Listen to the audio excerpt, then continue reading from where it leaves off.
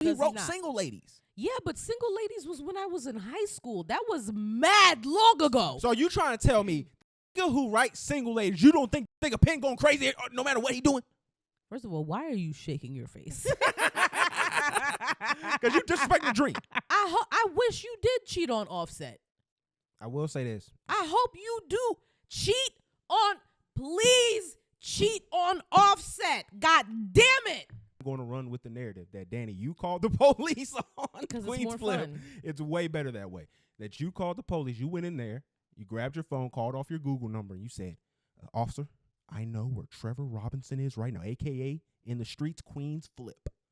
He's got 6 pounds of clubbing bang bang in his car, and you can get him right now. Oh, my God. Go get him. This podcast is sponsored by Graffiti Tax Services. For all your tax preparation needs, you can go to graffititax.com. We're going to put the link right here. It should be somewhere. And yeah, you can head to them during tax season. And if you have any financial or tax preparation questions, head to Graffiti Tax Services. They're our new sponsor. Thank you to Graffiti Tax Preparation Services. That's it. Your whole life is revolved around talking about other people's lives. What the fuck do you think your ass is doing on that podcast Rocky. now? All right, we're here. We back. We back at it. Took a little break. Just a tiny one, though. I hope the people weren't mad. I know y'all was asking for our content, but we didn't feel like it was lively enough. And, you know, we did get a little reward for us, you know. Hold on, let's give us a little hand clap just early on in the show. Yeah. We deserve. Reached our first milestone. We are now in the partner group with YouTube. Yay. One more hand clap as we rated. Yay. All right, man. So, I mean, this is exciting for us. It's a step in the right direction. It means we're doing the right thing. So, proud of you. Thank you for all your consistency and making everything that I wish this would be into what it's becoming. Thank you, baby. You're the one that's like doing all of the hard work. But hey, you add the finesse that's needed to this, so just a little razzle dazzle. I thank you for that. So give you some gunshots too. All right, so you have something to tell me, like?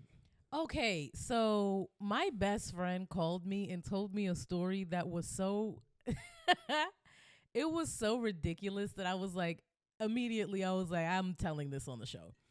So my best friend Joseph calls me, right?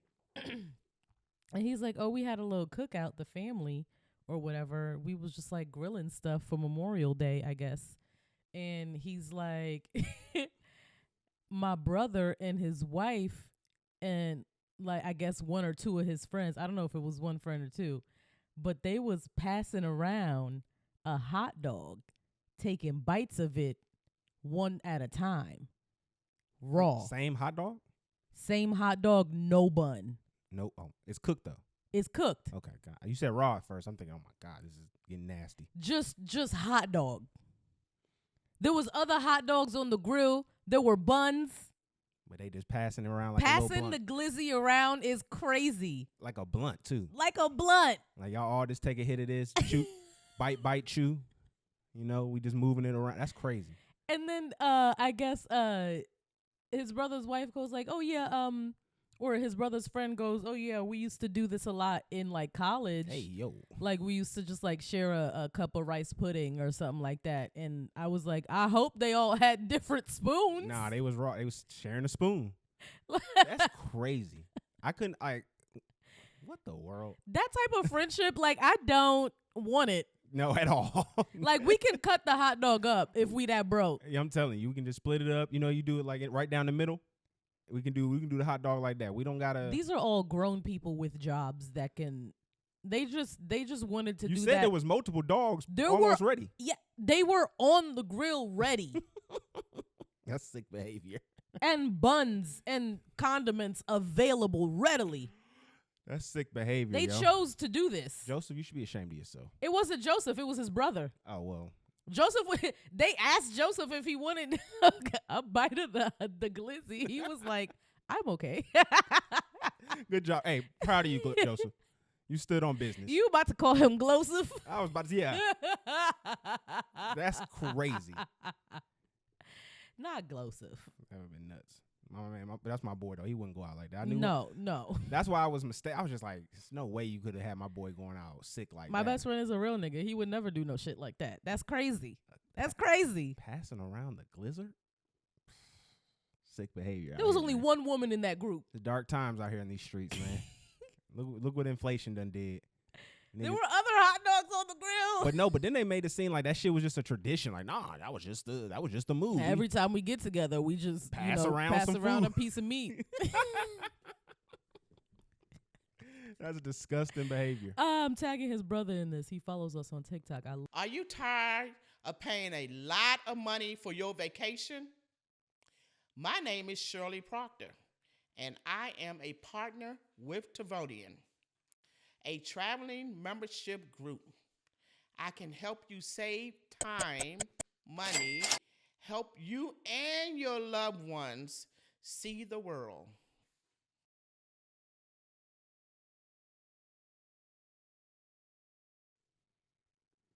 Yeah. Mm-hmm. We in a good place right now. We are. We in a good place with hip hop. So the girls is carrying. They going crazy right now. But you are now listening to Talk FNF TV. I'm with my lovely, amazing, and wonderful co-host, Miss Reality. Hi guys. I have to put my drink down to do my spirit fingers. And I'm your host, Rhetoric. So we are here to bring y'all the information that y'all need to know. So first thing first, what we have to do, we gotta roll over one of our ops today, man. We gotta roll over they little situation. Who? So our infamous sworn enemy. Come to the front, Mr. QueenzFlip. Roll to the front, if you can, sir. So QueenzFlip put on his page, on his Twitter page, that he had got arrested. Looked like he was by some Porter Bridge or whatever. Not sure if this is a skit or not. Who cares? We're going to act like it's real right now. It might be a skit. It probably is, but or so he did something stupid and got arrested. Nothing like he had nothing crazy. But some of the lingering theories right now. Somebody said like some parking information. Maybe he had like racked up a lot of tickets around the city or whatever. Mm-hmm. Or, he had a like suspended license. I think he may have said something like that about on the pod. So he may have been driving around with a suspended license.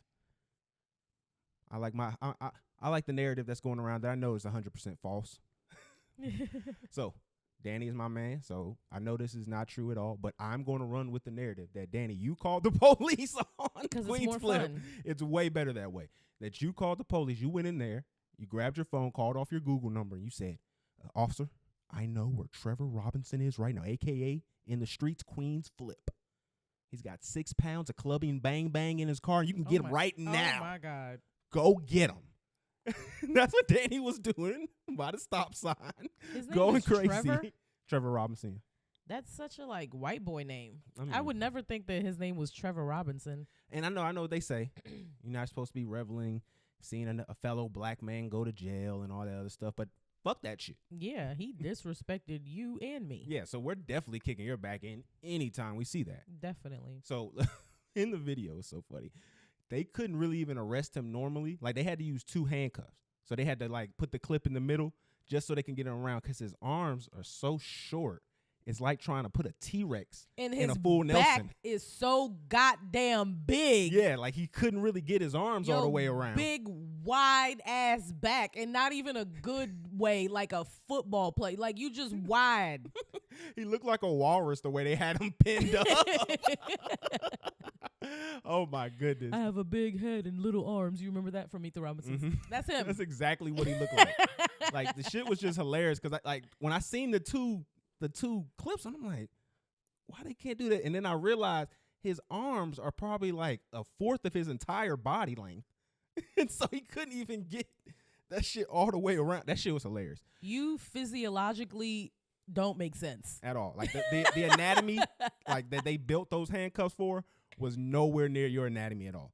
So you're not an average human build. Yeah, your numbers are odd. Like I can tell where it's like when you have to buy clothes, like they always fit weird. Like either your shirts are too long or then they're too tight.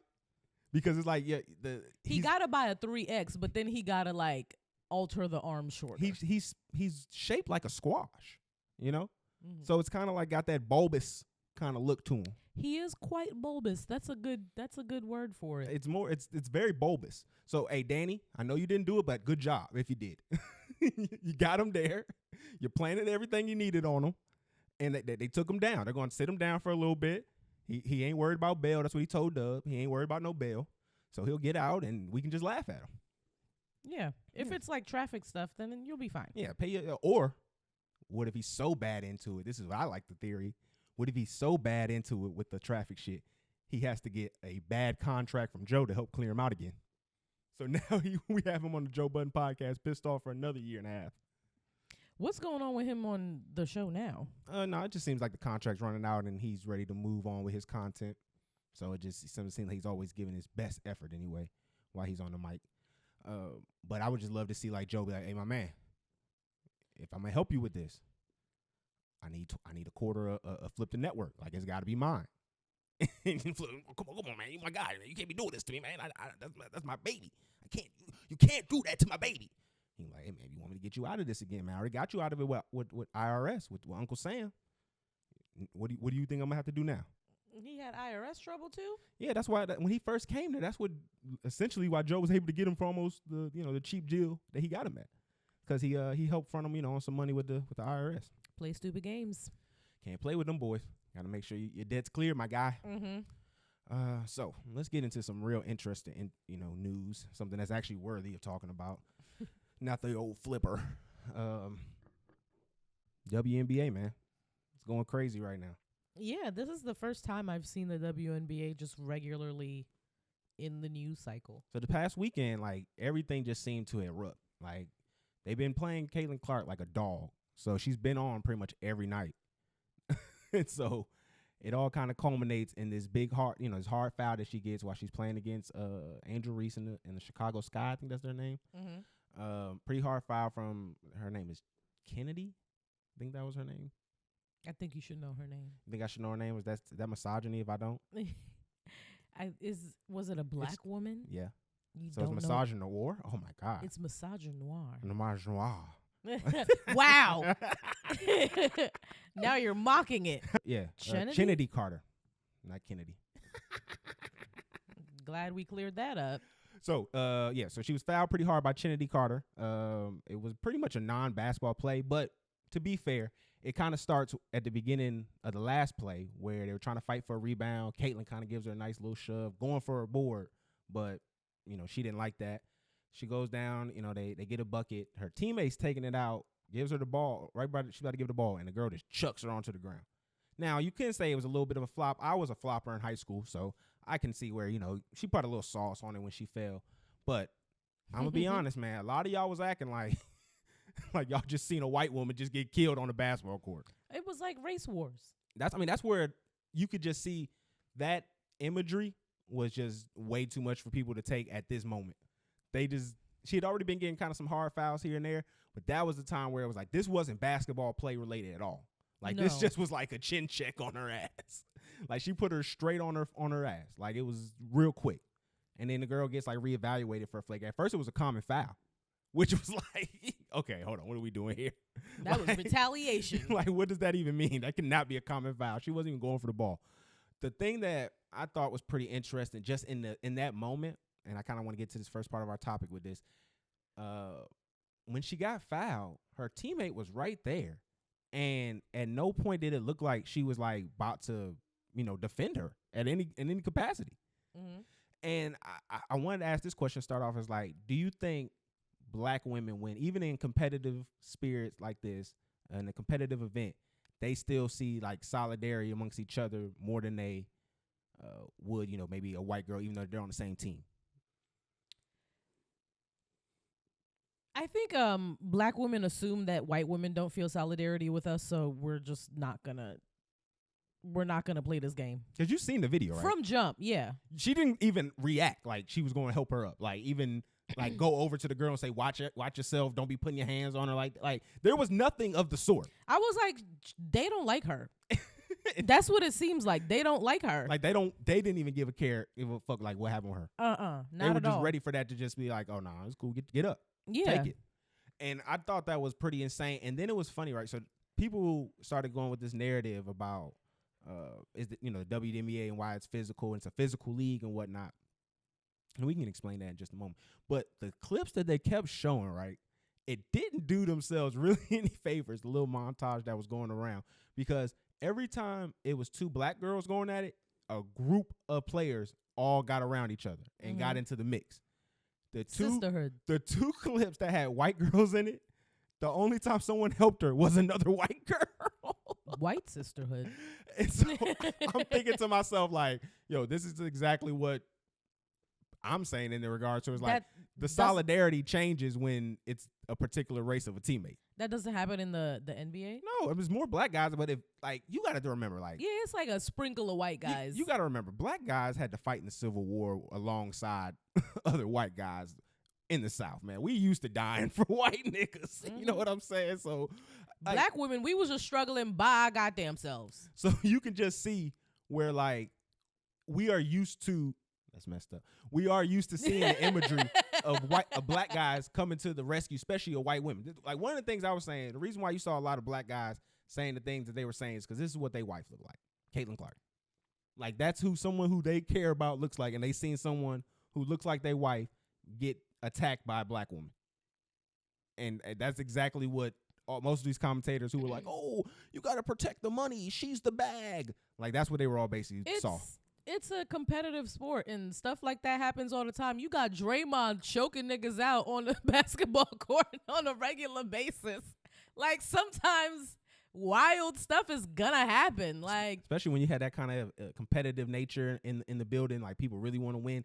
And then, like, people don't understand. Women athletics and men athletics are totally two different things. Like, men, I saw a whole compilation of Caitlin Clark just like bumping into knocking girls. Bitches out on the court. But no, I just want to kind of get into the specifics of that. Whereas like you as a woman, your athleticism looks differently from a man. So you're not going to see a lot of girls gliding through, doing layups and doing all that stuff. It's really not what it looks like. It's a very ground and pound kind of game. Mm-hmm. So it kind of leads itself to physicality because like the NBA changed a lot of rules, but they changed a lot of rules because the athleticism, you can reward it. When I, give you an open lane, now you can dunk on somebody. You can, do an open pass to somebody for an open three. Like you can make the game look good. If you were to do that in the women's game, it would not make the game look better. Like you don't want to see them just doing layups and, threes. Like you want to see the game where they do, where it's mid range, they bumping into each other, they playing. I'm not getting into technicalities of it, but the female game and the female athleticism, at least how it is right now, gears for that kind of game. But I didn't like y'all pushing out all of these videos and fighting because you just giving way for the whole narrative of look at all these black women and how aggressive and they can't even play a game right. Like I just feel like they didn't handle this critique of the league with a lot of tact. Like they made it look bad. Like that's why they stopped that shit in the NBA. You could take a compilation of women's soccer and it's the same thing. Like it's when women are playing sport, it's aggressive. Like they be knocking each other out. It's even more aggressive in soccer, and that's disproportionately not black.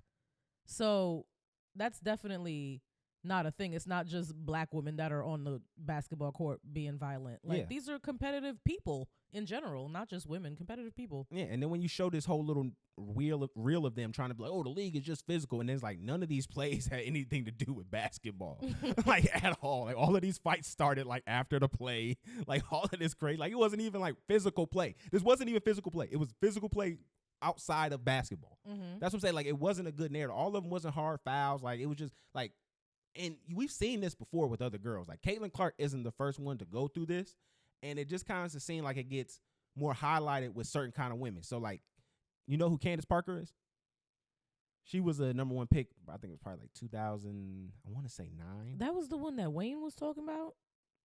I don't know if she was talking about Candace Parker. Probably he may have had a song where he rapped about her. Okay. But she could dunk. She went to Tennessee. She could dunk. She was really good. I'm going to Google her. And she got into it, like, her rookie year with somebody where the girl was, like, kind of bumping in front of her, and then they kind of tumbled together, and then the girl stood up over her and stuff. Like, it got really aggressive, and it's like, you understand that because even around that time, I remember Candace Parker was probably the best-looking WNBA player at that moment.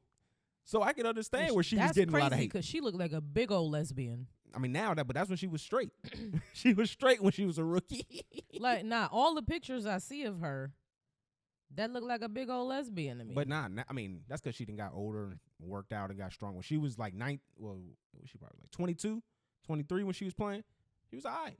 Cute little girl. Hey, she was cute to me, and she older than me. She was cute when she was 19. I seen her 18 at the McDonald's All-American game. And that was, to me, like, that was kind of like her step above a lot of her competition. And what I think a lot of people don't understand when it comes to the race part of this Caitlin Clark conversation is nobody's saying she's successful because she's white. I think people are really just saying her whiteness validates her skill. Mm-hmm. So when you see someone doing that, yeah, it could have been a black girl doing step back threes and doing all that stuff. She's probably not going to get the same attention that Caitlin Clark gets because there's just going to be a higher percentage of white people that are just going to be on her side just because she's white. And that's nothing. It's nothing wrong with little race, propaganda in the league. Like, it's nothing wrong with just a little bit of it. Like, let's play with it. Have said it on the show before that's what the league is built off of. That's what the NBA is. Yeah. I mean, like, this is a way to get numbers and get people to talk about it. Like, and it's working. And you're going to get the ugly and the bad. And that's what just kind of is a part that I see a lot of people just not really adjusting to. But like, y'all gotta check y'all white boy. Did you see what Pat McAfee did? I have no idea who that man is. We're not going to play that one because that's an ESPN clip, but we'll play another ESPN clip, but we ain't going to play that Pat McAfee one. But he basically calls her, he's like, oh, everyone's talking about this rookie class and how good they are. It's only one white bitch. He was talking about Caitlin Clark. He said it's on ESPN.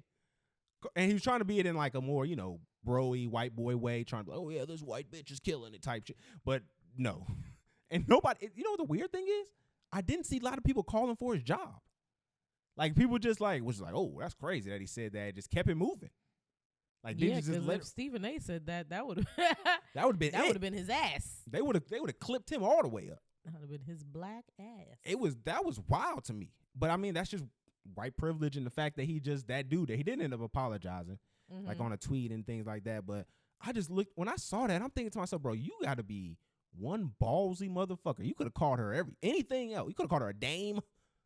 Abroad. You went straight to bitch, young. Like, immediately on ESPN. That's so crazy. He wasn't even on a podcast, sir. No, he was on his podcast, but his podcast got bought by ESPN. Okay. Kinda. He's licensing it through ESPN. Okay. So he kind of has little bit of autonomy with them, but to just exercise it in that manner, like, I just don't think they understand how they look to us. Like, just the black people in media and just people by and large, because like, bro, who are you to fucking get some shit like that off? You were a punter. You know what I'm saying? Like, you wasn't even like a quarter. You was a Peyton Manning. That's a position. Punter, yeah. You play like a few times a game. It's actually kind of funny. The less you play, the better your team probably ends up winning more. The more that you do what you are paid to do. Oh, so they just gotta have you just in case. Yeah, they're like at fourth down, and you don't want to give them the ball right where you have it at. You kick it so that they have to use the whole field to try to score again. Oh, so that's what the kicker's name is. There's a kicker and a punter, but the punter does what I just explained. Don't try to think too hard about it. Just look cute. Just look cute. All right, so no, we got to get into some more media stuff about this. Stephen A. not having the best week. I'm just going to be honest with you. He's looking out here looking crazy as hell. I saw that girl kick your back in. Not just girl. Let's make sure we have her name. Monica McNutt. Yes. Put some respect on that queen That name. intelligent young woman. First and foremost, I want to make sure I say this because what you did, you should be very proud of yourself. Monica, you went out there in front of any adversity. You looked two of the most powerful black men in your field in the face on that Zoom, and you kept that 100%. You didn't get emotional. You didn't give them any kind of reason to say that you was acting out of order. You kept it calm. You got your point across, and you showed your information, and you should be proud of yourself. Honestly, I'm going to give you a hand clap for that, and I don't want to look like I'm pandering and shit, because a lot of y'all niggas on ESPN were, it was lame as hell, but you kept that shit 100%. So shout out to Monica McNutt. You are going to go places, and we're going to get into the deep dives of this, but I want to play this clip just so y'all can see how she bodied Stephen A. bitch ass. Gave that nigga the business. the business.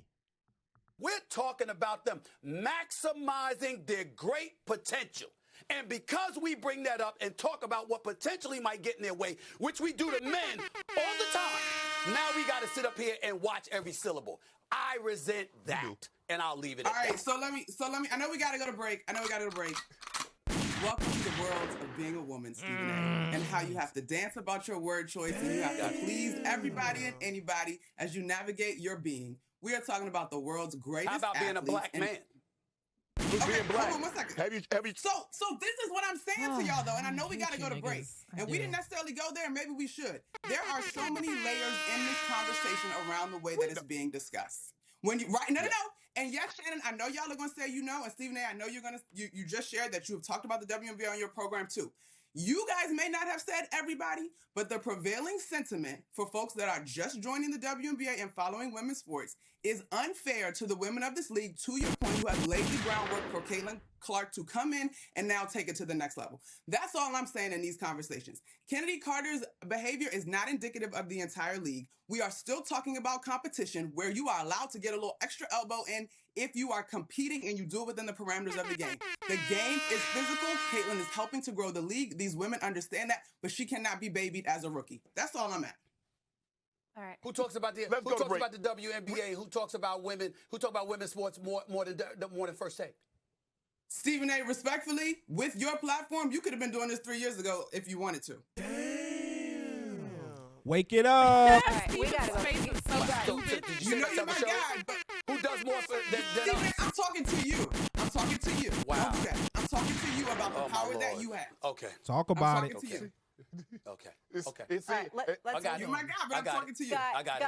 Guys, I really appreciate you're my girl, but you've missed a lot of episodes of First Take. You missed a lot. Stephen A., 3 years ago, you would not talk about the W at this level. Don't do that. Guys. Nobody was, Monica. Guys. You making Stephen A's point, Monica. Monica, you making Stephen A's point. Please let me do my job. Please let me do my job. We've gone for 40 minutes straight. It was a riveting discussion. I have to get in a commercial break. Hey, man, wake it up, man. She stood on business. She didn't let y'all intimidate her. She didn't let Shannon colloquial her to death. Nope, none of that. It wasn't going for none of it.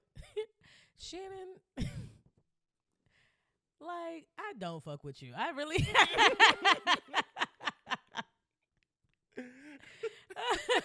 I was like teeter-tottering in the beginning, and now I'm standing on, like, I don't really fuck with you that much. At the end, when he was like, you make a Stephen A. point, you literally are, like, grasping at straws to try to defend this man when you know that she just got him. Like, it's so entertaining to watch, though. No, but then, like, you didn't defend the man when she just cooked him. He over there looking crazy. You over there not defending him at all. He's sitting there looking nutso, and you just sitting there like, oh, shit. She got you, boy. He can't process that quick. No, but people were saying that, oh, she's not going to be on First Take anymore. Stephen A. going to have her on there less. So she was on there again. So they did have another clip where they brought her back on there. I don't think y'all don't really understand the media landscape if y'all think that he going to push her to the side after that. After something went viral. For the only purpose that I would say that for, the only really real idea you can say that he will not do that for is because that's the last kind of saving grace that he kind of has with the black community, is through black women. Like, he's very split with black men. There's only really a certain type of demographic that you would say is a Stephen A. fan. Mm-hmm. A lot of more people just come in because of the brand behind him. And he is around too many prominent black women. And that's kind of like the curse of these kind of suave player type guys like this. I'm not saying he's like a Rolling Stone or anything like that, but I'm saying, I'm like, what? When you have a lot of women around you, this becomes that your Achilles heel. You can't fire a woman like that because they're gonna be on your ass. And this is like the fault of these niggas. You hear a lot of these niggas that'll say him, like Charlemagne. I really don't like working around a lot of men. Everyone who work around me is women. And they try to act like it's because they're like these diverse CEOs or these, open to seeing the thoughts and valuing women. When it's like, no, you know that you feel easier to control women. And that's why you like women around you. You're not because you're saying, I need their voice. No, you know that when you start putting your foot down, all that other stuff, you don't have to have that fear of another man coming at you a particular kind of way. You feel comfortable with a woman delivering you that information because you feel a certain kind of strength over her. And that's most of these guys don't say that, but that's the real truth behind that. Like, that's not no cool shit. I didn't think that's what that was, but that's an interesting take on it. I thought they were just straight up lying. Oh, about having women hired around them? Yeah, like you don't have teams of mostly women. Well, Charlemagne does. You can see that though. But I just thought I believe that's why. Because even when he had the girl Taylor that's on his show, this is not part of the topic, but when he had girl Taylor on his show and she was talking too much on, the Brilliant Idiots podcast, he made her to be like, oh, nah, you can't be on the mic anymore like that, or it's a lot less than it was. Like, he made a real, like, episode about it. Like, it was a real thing where he didn't want her talking that much because, oh, you need to do your job as a producer, not talent. And so, but that's neither here nor there with it. Again, I don't see Stephen A. not bringing her. I think she's going to be on even more. I thought it was pretty lame. He did the I Made You, shit on his podcast. He went on his own podcast and basically like, did y'all know who Monica McNutt was before? No, who was putting her on? Like, all that kind of shit. Like, that shit was so fucking corny, man. Stephen A., you are such a dork, man. Like, giving somebody an opportunity and then them, like, capitalizing off of that opportunity and then you turning around and being like, oh, I made you. That's some lame ass shit. Like, it's so corny, bro. Like, you don't have to do this. Like, just sit back. She had her moment. She caught you slipping. Yeah, you did the little Caitlin Clark interview before the whole championship shit with her and Angel Reese and all that. Cool. That's not neither here nor there. Like, my nigga, you wasn't moving like this before this white girl started popping up. And that's just 100%. You may have said a thing here and there, but you was not really out there doing crazy. Yeah, she went on there and got your ass. So, last thing we can touch on this. So, Angel Reese has been fouled hard a few times as well this year. She's had her taking her fair lumps and shares during the game.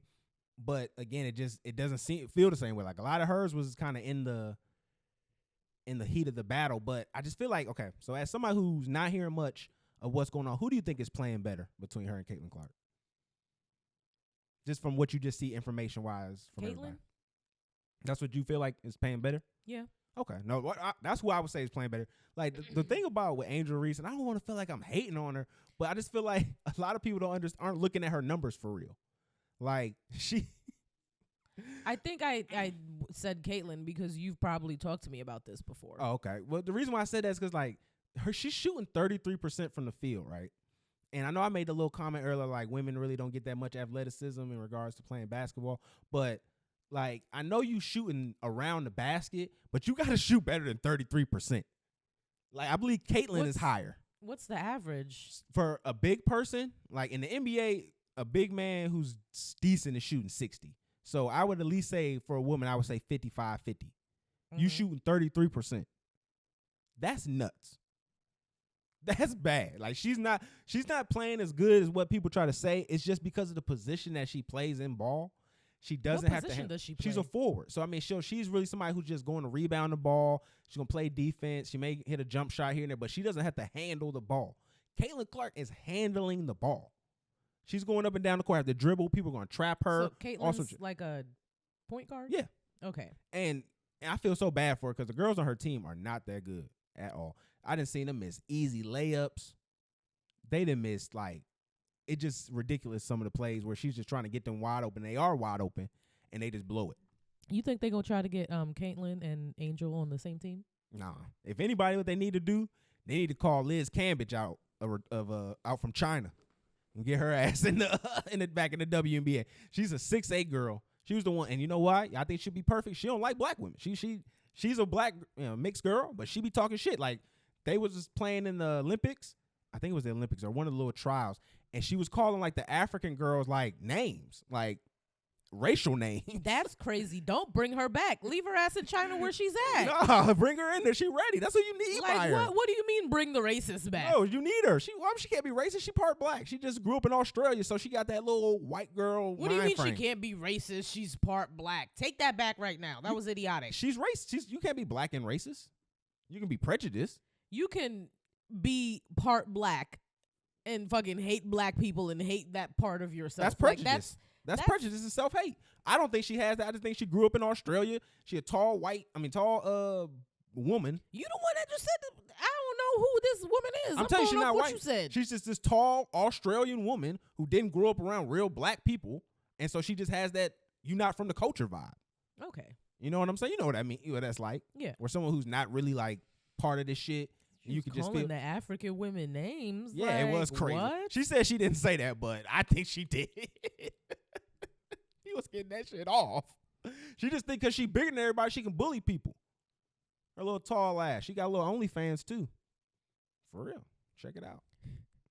I don't know why I immediately made that face. I'm sorry. She's proportional. That's the thing about her though. Like, it's proportional. It's not like she's just tall behemoth, but like it don't look decent. Like I just assumed she had a really big head and very wide shoulders. Oh shit. All right, let's get off this, young. You said she's 6'8". Like, that's crazy. You can't be 6'8" and not have wide shoulders. Oh man. All right, let's get into some NBA kind of stuff that happened. So Anthony Edwards, he dropped a commercial for Adidas. So after he just got kicked out of the playoffs, Adidas has started doing their marketing campaign for him to get his shoes sold, and he took a little shots at a few people. Ooh. And so what it is, like, they had this little machine where his homeboy was reading off the receipts of what people had to say, and he said some shit that Cam has said, and he shoots the ball and says, "Fuck buddy," talking about Cam. And so he goes into a lot more of the people who were talking trash about him. But then he even says, one of my guys that I like, Kevin Wilds. But then everything changes because Cam comes into the picture. So, he does his sports show. I believe they're doing a daily show. It is what it is. But he comes to his sports show, and he completely annihilates Anthony Edwards in a diss. Talking about, he says he made a little abortion joke. He said the dude on the couch looked like he your hubby. He want to love you and all this shit. Like, he was really going at his head. He even went at Melissa Ford. Oh. So he was taking shots at a lot of people. Well, how Melissa Ford get in this? Well, she said that about him on the podcast, about him and Mace probably being with the girls. Oh, okay. I thought you were talking about the basketball player came at Melissa. No, Cameron, when he did his diss. Mm-hmm. Okay. So my thing was, it was a cool diss. Cameron, one of the legendary MCs. I'm never going to take that away from him. But, dude, you like 40 years old, bro. Like, I just hate that he gets away with not being mature. And I hate what he gets to stand for what a lot of niggas try to represent. Because that shit is cool because he is successful at it. But a lot of niggas try to emulate that. I'm just being myself, being Cam shit. And y'all niggas is not that Cam. Y'all not Cam. Harlem niggas have a disease. It's insane. Like, y'all literally think y'all are too cool just because of you live in Harlem. And I think I said this on the last time we talked about Cam. Like, literally the best thing since sliced bread because you are from Harlem. That is not the case. And I think I said this the last time we talked about Cam, was like, it's scary to think that he's the mature one in Dipset. Like, that's just nuts to think about all the BS he does, and he's the mature one in Dipset. Like, what? Like, we got to stop that. That can't be. Niggas got to stop idolizing this kind of shit. Because that's the thing. That's my problem with it. Cam, be Cam. Do what you got to do. Get your shit off. Be funny. But we got to stop idolizing it in the way that we do. Because it's problematic in the long run. Like, we was even talking about that interview that he did with Shard. Like, he was talking about sleeping with a girl afterwards. Like, dude. And you know that shot that he took on the CNN interview, mm-hmm. It wasn't alcohol. It was like his honey pack or whatever. Like his little. So that's what I'm saying. It's nuts. It was dick hardener. So that's what I'm saying. Like, it's just, I understand people want to be like, oh, sir, you doing what you want to do, but dog, like, even with this diss track, even though, yeah, you good at rapping, you went and did your thing, like, these shits, like, it's time to just go to the next stage in your life. Like, it's time to put down the bars. You don't got to give us a nice little 16 anymore. It's okay to just stop. It's not bad to stop rapping. Arguably, your rap talent, people have questioned, but that's not the topic of conversation. No, not true. Cam? Question? Cam has been one of the most legitimate MCs. It's just his very childlike rhyme schemes. I mean, does that make sense? I can see where you could probably say that, but The a lot of that shit be doo-dah type. But a lot of that shit snap. I'm not gonna come here and hate anything on demand. No, music. I like Cam, but I said arguably. But like you could say that he's a great MC, but a lot of people say that he's like garbage. I've never heard anybody say he's garbage. I may have seen they're not his favorite. I've seen so many people say he's straight up garbage. Well, you from New York, so you'll see that more than I would. Cam wasn't like down here growing up. He'd Cam be like flam and blam blam 'em. Slam and slam blam 'em. Nigga. What? But that was the pop song though. That was the song that he was trying to sell. Like that's why I'm saying I can't go off all that. That was the song he was selling. That's hate. I'm not gonna do that. That's my shit. But it's okay, Cam. Regardless. It's okay to be a 40-year-old man though. Like that's just I want to see. It's okay for you to come there, be a former rapper, and now you coming to talk about sports. And you don't have to give us no bars anymore. You can just talk about your sports show, my man. That's all I'm saying. It just at one point, when does it look different? Because even like with back to the QueenzFlip shit, like QueenzFlip right now is on the trajectory to be a professional crash out. You know what I'm saying? Yeah. Like, why do you not ever want to change that trajectory or that image? And it just seemed like with Cam at this time, you have the best platform ever to do that. And you just seem to always want to go back to that like it's some type of like home base for him. Do you think that maybe he's just a dickhead? I mean, pretty sure, but I mean that doesn't mean you won't change. Like, 50 Cent is a dickhead, but he's matured into something else. You know what? 50 Cent is a dickhead, but I think he is a calculated dickhead. I don't think he does anything for no reason. Oh, 100%. I think Cam tried to pull like a 50 type move, but he wasn't smart enough to do that. But 50 from jump has been a calculated dickhead. The first single he dropped was calculated dickheadery.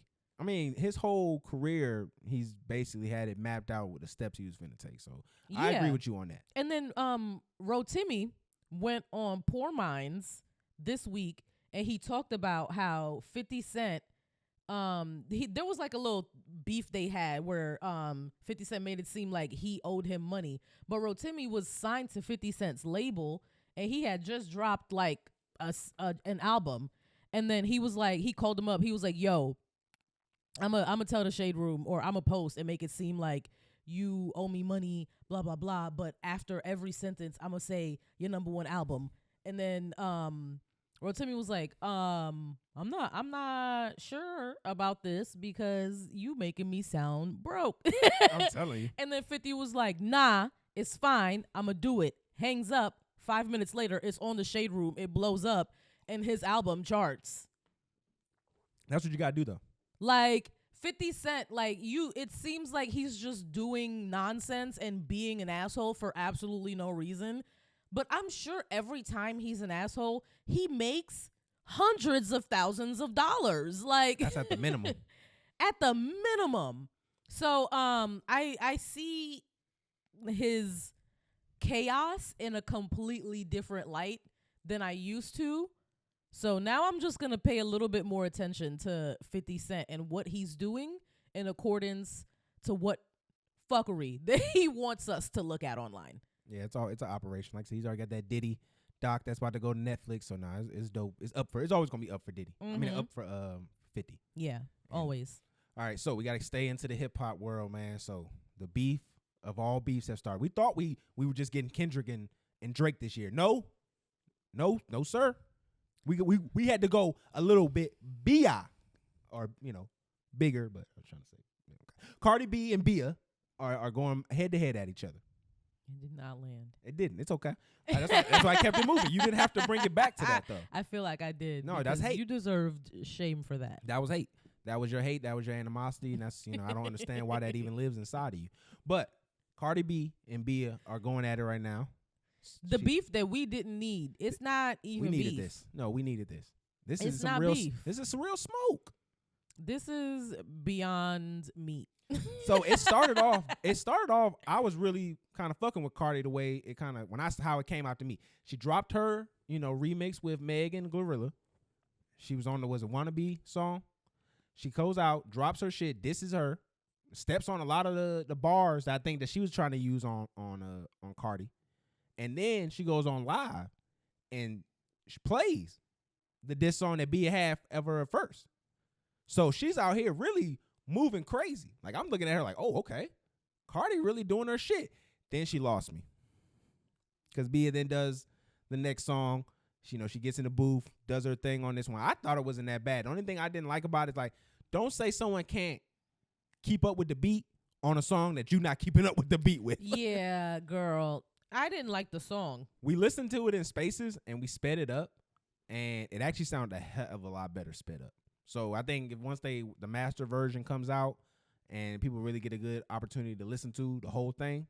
I don't think it's going to come out because it wasn't received well in the first place. We don't want that nonsense. Keep it, please, Bia. I don't think the bars weren't bad. I like the shit she said. Me and my girls don't like your tattoos. Yeah. That's shade. It's giving. I'm a fan, and I'm screenshotting pictures of you and putting it in the group chat, and it's just giving weird ass energy. Like, she said you had the surgery to get the face like me. That was a bar. Like, she was snapping. She was snapping on her. That was a bar. Let's take a really quick break, really quickly, because it is Rhetoric's birthday today. I mean, when they hear this, it's going to be past my birthday. It's going to be past your birthday, but it's 12. And I was trying to... Happy birthday, baby. Thank you.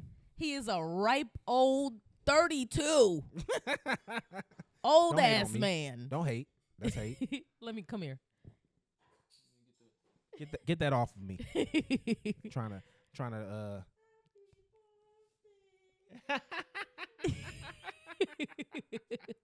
My mom reminded me that that it's his birthday because she just walked past and blew me a kiss, and I was like, oh my God, she's so sweet. I love her so much. Oh my God, it's my husband's birthday. Hey, no, this is where we are. Hey, no other place I'd rather be is giving the content to the people. So yeah, this is what I love to do. But I feel like the bars were lackluster. The beat was the flow was garbage, and I didn't want it, and I don't need it. And then Cardi came out on live, and then was talking about how she talked about, she was like, oh, nobody lie on my pussy, so I'ma sue you. Girl, stop suing people and get in the fucking booth. We tired of this. Get in the booth. You are a rapper. I mean, you've been spending more money on lawyer fees than you have on marketing for music at this point. What is happening, Cardi? Stop running to lawyers. In the beginning of your career, you was fully like blood. And all you've done is run to the police. If you were a male rapper, you would have been out of here a long time ago. That's true. A very long time ago. But you're a woman, so we have different rules and shit. But like, come on, this is not enough. You talk about she lied on your pussy. She talked about your children.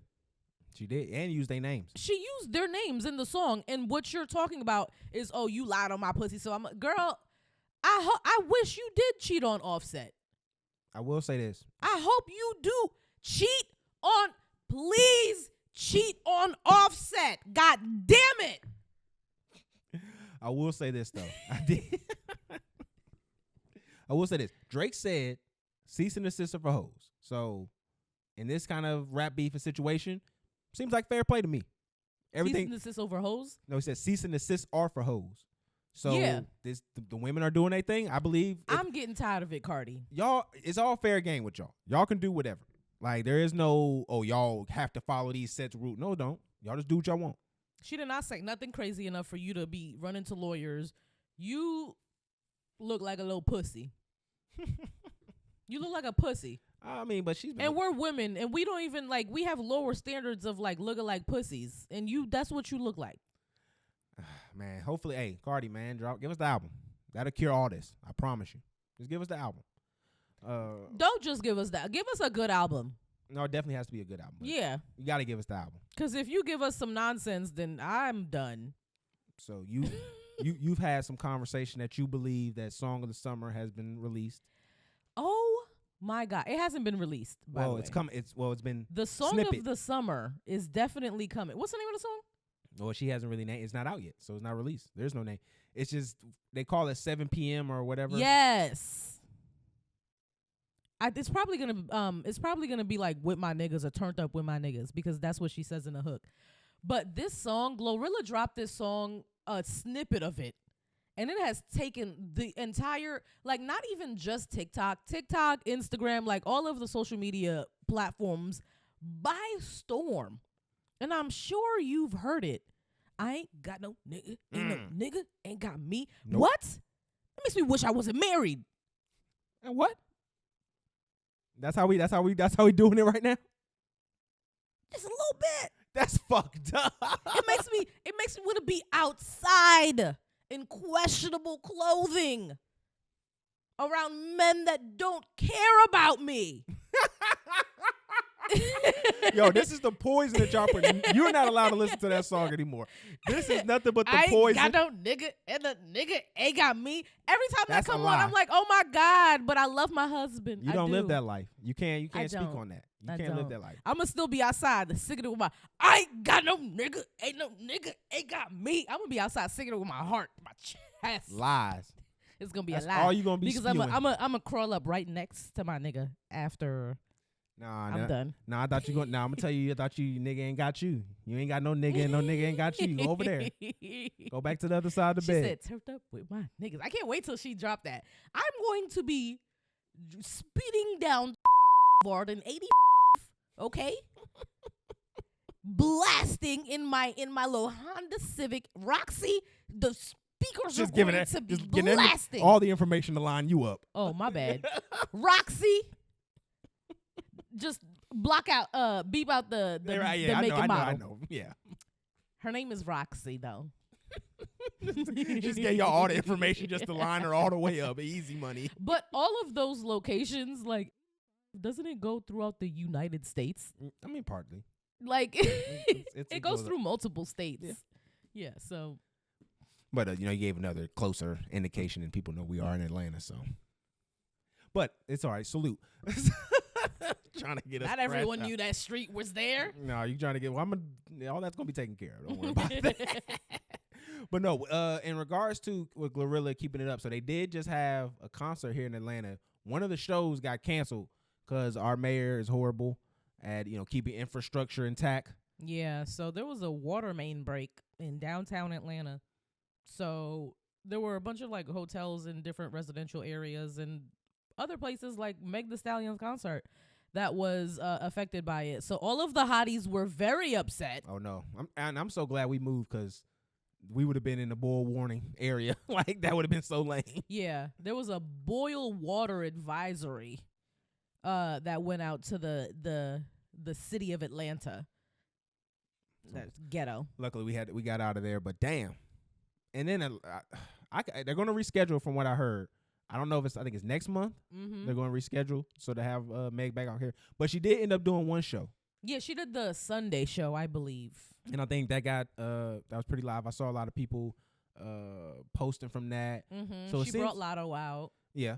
They did and a then all dance. The girls were like backstage. I think she was backstage with Flo Milli and like a couple of the other rap girls. I like when I see the young rap girlies together. Honestly, because the whole like choosing sides between Cardi and Nicki, I feel like y'all should just say fuck that and y'all are just gonna be young and hot and have fun. You're supposed to be young and hot and having fun. But most of them are sexy and having fun. Most of them girls they had already picked sides. They already against Nicki. So I mean, it wasn't kind of a hard choice. Meg and Lotto already. Flo hasn't really chose a side. Flo Milli hasn't chose a side. When you get seen out with them, you've been picked a side. Gorilla already picked a side. She not cool with JT. JT cool with Nicki. Like. Glorilla has a singles with Cardi though.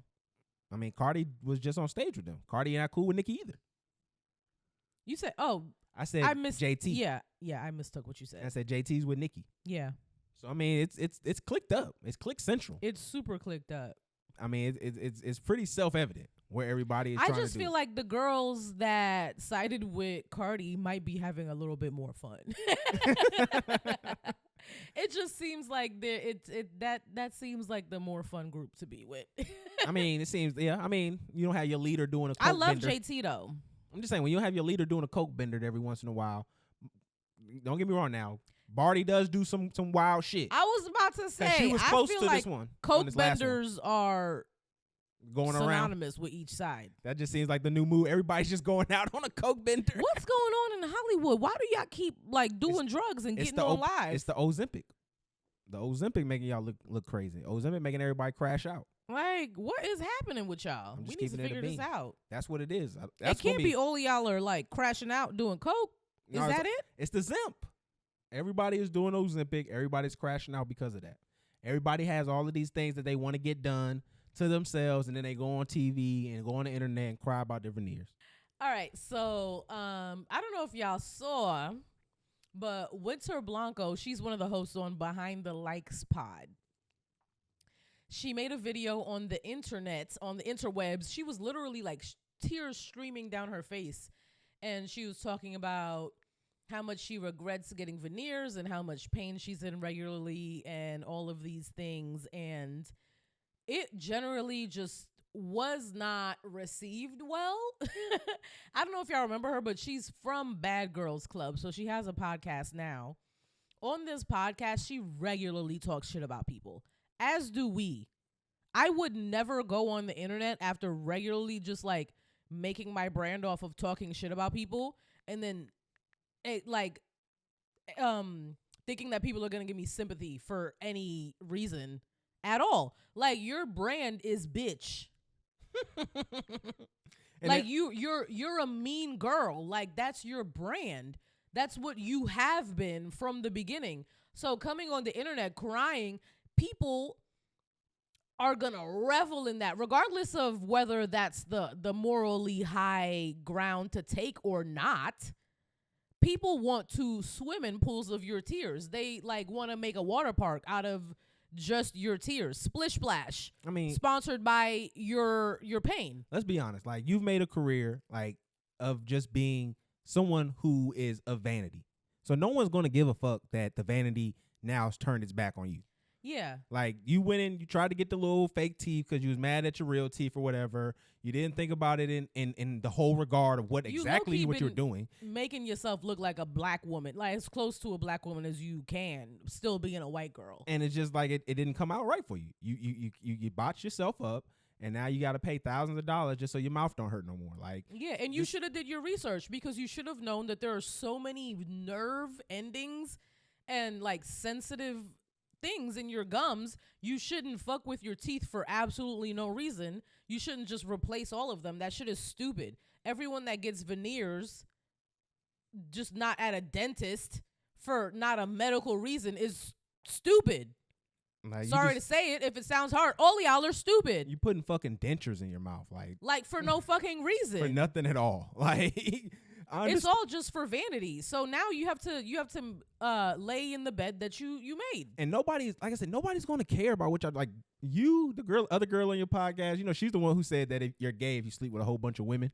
That was like her viral video. But it's like, nobody's going to care that you messed up in your attempts of self-vanity. Like, it's over with. Just charge it to the game.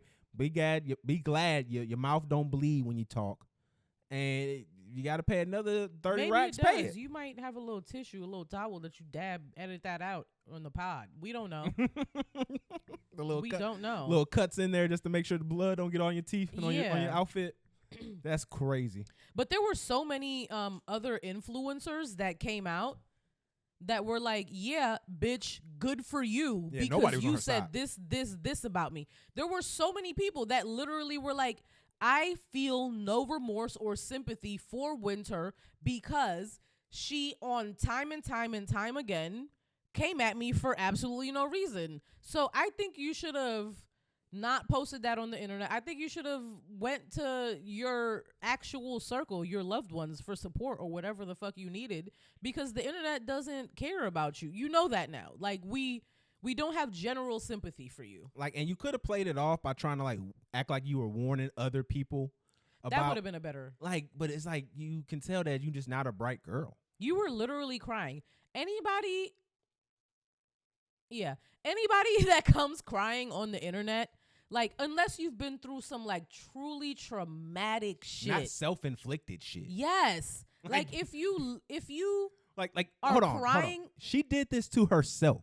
She did. No, it was no somebody did this. You did this to yourself. The doctor.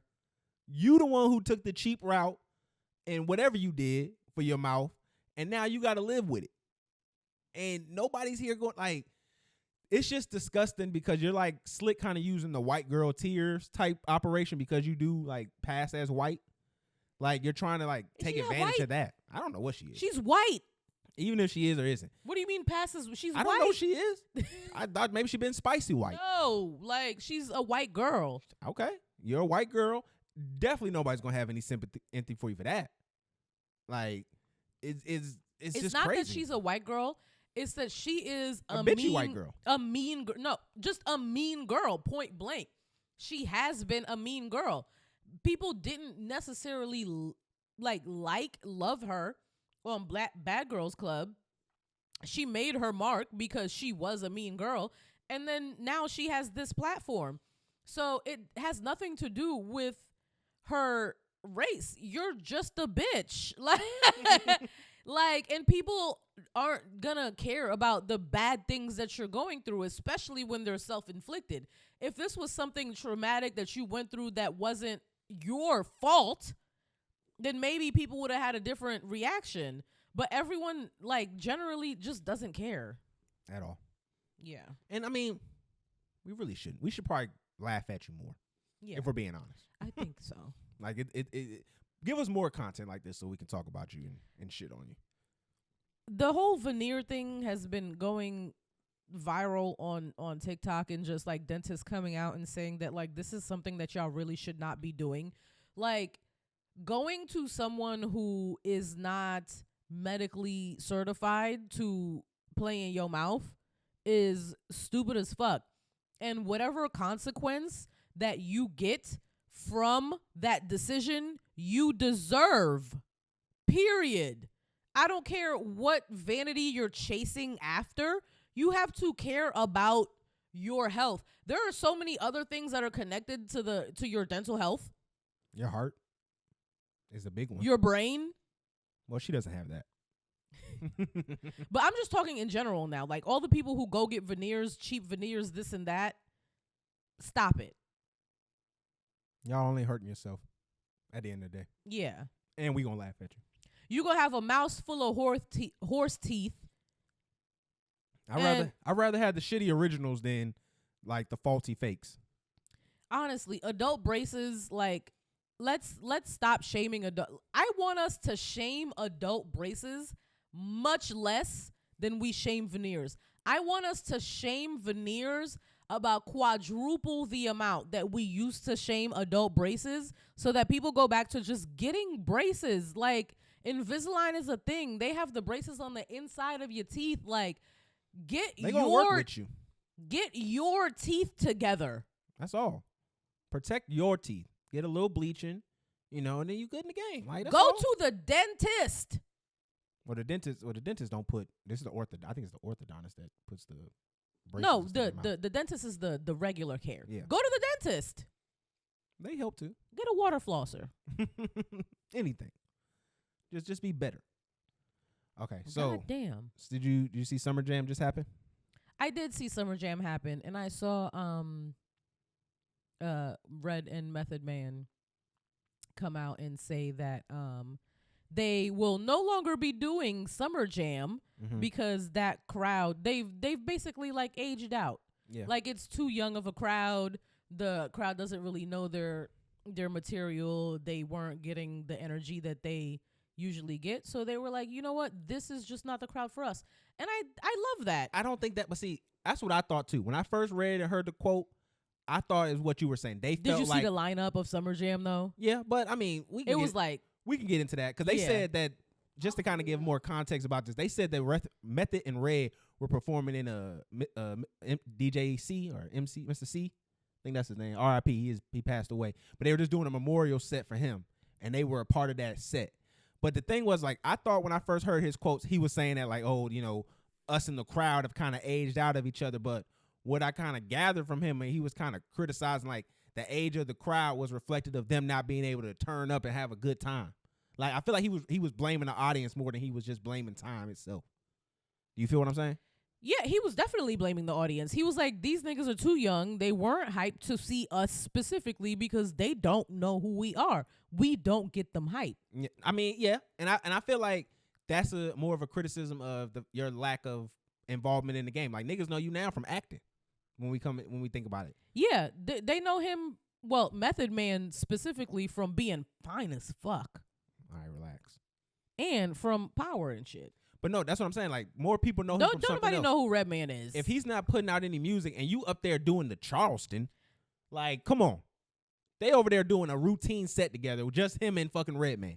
Nobody else, no other dancers. Like, we already talk about the production in hip hop in regards to their performances. The men. And the men are OGs in this game, and you talking about, oh, you mad because they not happy to see you and another nigga on stage. You not giving niggas nothing. But, like, there is a certain crowd. No, bro. Fuck that. Because y'all could have got the niggas from, what's that movie? The Wu-Tang show off FX or whatever that shit is on Hulu. You could have got Davies. You could have got the nigga who they was going to play Redman. And y'all niggas could have got busy and had a real good performance, like really got live up there. And you know they didn't. Listen. It doesn't matter what Red and Method Man are doing on the stage. They little 1-2. If they on the stage, sawed off, shotgun, hand on the... I am hype. I'm in the crowd, la, la, la, la, la, la, la, la. Like, it doesn't matter. But if you don't know, like, you don't have to do much when you're a legacy act and you have songs that have been classics for mad long. I don't blame them for not having the, hey, 1-2. Like, they don't need that. Them niggas is old. Redman looks like a crackhead that has recovered from the crack era. Okay? Method Man, fine. Not too much. But age like fine wine. It is interesting to see how like wait, aesthetically. But let me finish my point. They don't need all of the hoopla and all of this and that. They've been that for a very long time. They've been able to get on stage. I think they do have stage presence enough. They're better than some of these new niggas. They have stage presence enough. And then it's been too long for them to need to do that. They also aren't regularly doing shows like that. When they do a show, it's like a this and that, you know, like whatever they were doing, like a tribute. Mm-hmm. So I don't think they need to. They're not like practicing in the studio on a regular basis. I mean, another problem with this, I think they're kind of like suffering from what we said about Cam in the opposite direction, because he was up there dressed like a 40-year-old man. Like he had a button up. No, he had like a little button up, shirt on. He had some shorts, little 5-inch shorts on and shit. Like he looked like an older gentleman. So like that's where it's like, if you gonna come into Summer Jam dressed like Method and Red, bring the energy with that. Don't be doing no 1-2 step, and actually give these kids what the people in yesteryear experienced. Were they doing the? They was doing the 1-2, No, but that's the same routine they do with, like, it's famous for that. And if that crowd knew that, they would have been hyped. They are correct. They do that same choreography with the same songs. They have been for a long time. It's famous with those songs. But it's not going to... The little crisscross with them, like, holding each other and, like, stepping... crisscross. Like, that's... You got to bring more, though. No, they don't. They got to bring more. They don't. If you want to hit with the younger crowd, if you want to sit there and look like a fool fucking Michael Jackson is on stage and he don't moonwalk... These niggas ain't got no Thriller. Relax. No, but shut up. I'm not saying Thriller. If Michael Jackson is on stage and he don't moonwalk, nigga, moonwalk. Do the thing that you are known for. So that's what they're known for. Do the thing that we came to see you do. But this crowd did not come to see Red and Method Man. This crowd came to see Doja Cat. This crowd came to see Sexy Red. Wake it up. This crowd came to see Davido. So not only was it young and African American, it was African. T Grizzly, Offset. Like, Red and Meth were the only old school niggas on that stage. Y'all need to, I completely agree with y'all. Y'all were just in the wrong crowd for y'all to be appreciated the way y'all need to be appreciated. And I'm glad that they weren't like super salty about it. And they were like, you know what? These were just kids, you know? Because honestly, in New York, there's like older people going to Summer Jam. Yeah, but like Summer Jam is really like a young, like mid, like early 20s type of thing. I'm just gonna say that y'all legacy acts cannot sit and rest on y'all laurels. Y'all need to out here show up and really give people a performance, an authentic performance. And y'all can't be out here blaming the crowd because y'all can't get them hyped. If these songs are lit like we know they are, then you got to be able to get that to the crowd. You've done it for years, and you got to do it again, especially when you ain't been on the crowd in a long time. Don't go out there and make a fool of yourself. Let us know what you guys think. We're going to clip this up. This is definitely a good conversation. Let us know what you think. Do you think that the legacy, people like Red, Meth, Snoop, like people who have solidified themselves, they have classics in the rap game, do you think that they need to keep innovating, not when they're performing new music, when they're performing their classics? Do you think they need to keep innovating to make the performance more interesting? Or do you think the fact that this is a classic is the performance? Because I think the fact that this is a classic is the performance. It brings out nostalgia. It hits a different part of your brain when it's a classic. So it doesn't need too much. It doesn't need all the frill and feathers to me. No, I mean, you have to know your audience. Let us know what you guys think. But you got to know your audience. I mean, the main thing is going to be you got to know your audience. Like, you have to know the field that you're playing in. If you're going to be in a place that you may be unfamiliar with in regards to a newer wave of people, you have to, of course, be innovative and try to be newer and fresher, even with your old material, because that's the only way you're going to pick up new people. Like, that old sound is an old sound for a reason. It had its place in history, and now it's time to move on. But if you can adapt in situations like that, because there's plenty of times where I've seen crowds that probably shouldn't know a song, and they do because they rock with it, not because they know it, but because the way it's hit, the way it played, the way they perform the actual music, even from a DJ perspective. So it's just about, being on top of your game, and that's what I want to see more people of. And I like to hold these kind of people more accountable to that instead of just letting them rest on their laurels. So, and I feel like the younger rap fans, do y'all feel a sense of like needing to go back and listening to like the reference material, basically? Like, because I'm an immigrant. When I fell in love with hip hop in around 2005, 2006, I was listening to like Power 105, Hot 97, right? It was all like radio hits. When I finally realized, I was like, okay, let me go back. Let me listen. I listened to albums and albums. Like, I was studying because I was like, I can't love this if I don't go back and listen to the stuff that was before.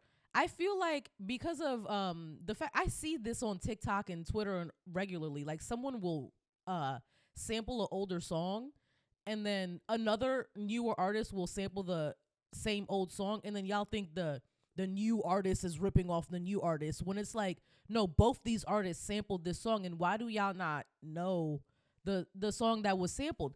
Do y'all not feel, as hip hop lovers of a new generation, a slight sense of like, I want, not a responsibility, but do y'all not want to go back and like listen to that? Because I wanted to know where things were coming from. When I was learning about like hip hop and the fact that like things were sampled and things came from, I don't know, maybe it's the nerd in me. I wanted to go learn about like the older rappers. It's too much material now. Like, you got to think about back in our day, you could, I hate saying that shit, back when we were younger, you could go and really get a lot of the information that came out. There was a lot of gatekeeping in what came out, so it wasn't like so much music per se in relation to now. So now when you tell people that and how many years have passed since the internet has been readily available for people to upload their works of art, it's kind of hard to tell people to do this and not make it feel like homework. So no, people are just going to enjoy what they want to enjoy. It did feel like homework. It did when I was doing it, but it was homework that was self-inflicted that I was enjoying. There's a difference between someone giving you like Iron Man 1, 2, and 3 and telling you to watch those 3 movies, and then someone saying, hey, no, watch the whole Marvel Cinematic Universe. You know what I'm saying? It's just a more effort that needs to take place. So I can understand where it's like, nah, I'm not going to watch all that. I'm not going to go back and listen to Ice Cube and all that. I like. I'm going to start at where I like at and go from there. I was listening to NWA projects. Like there were albums and songs that I listened to once I never thought about and never came back to, but I genuinely felt as like someone who was falling in love with hip hop that it was necessary. Like I have full Tribe Called Quest albums in my shit till this day. Like also too, you got to take into consideration, and we can wrap it up with this one, but you got to take into consideration where it's like we had a tangible process with music. Like you had to go to the store, record store. You had to. Oh no, I was full LimeWire. Well, I'm saying like just in general, like my era when I was falling in love and doing that was LimeWire. I was like going back, Googling, like this artist, their projects, downloading full projects, sitting down, listening to track 1 to track last. Mm-hmm. But we still had tangible uses for the music. So if you wanted to give that music to somebody else, we were still making playlists. We were still putting it on like our iPods and shit like that. We had shit that was just for music still. Yeah.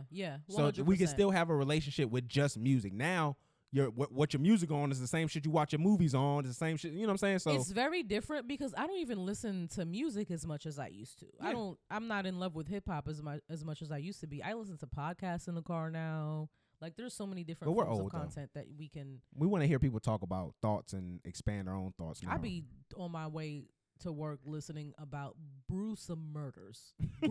Gruesome murders. That's because y'all. I put brutal and gruesome together. That's because you're a sicko. But we got some more stuff to add that will probably fall under that word. So it's back in that season again. We got allegations going around. One for the Dream and also Kanye West. Mm-hmm. So the Dream situation, he's had allegations of rape, battery, sexual trafficking with a woman. I believe she was his prodigy. Mm-hmm. And essentially she had like from the article I read, it did not have any of the statements that she said what was going on.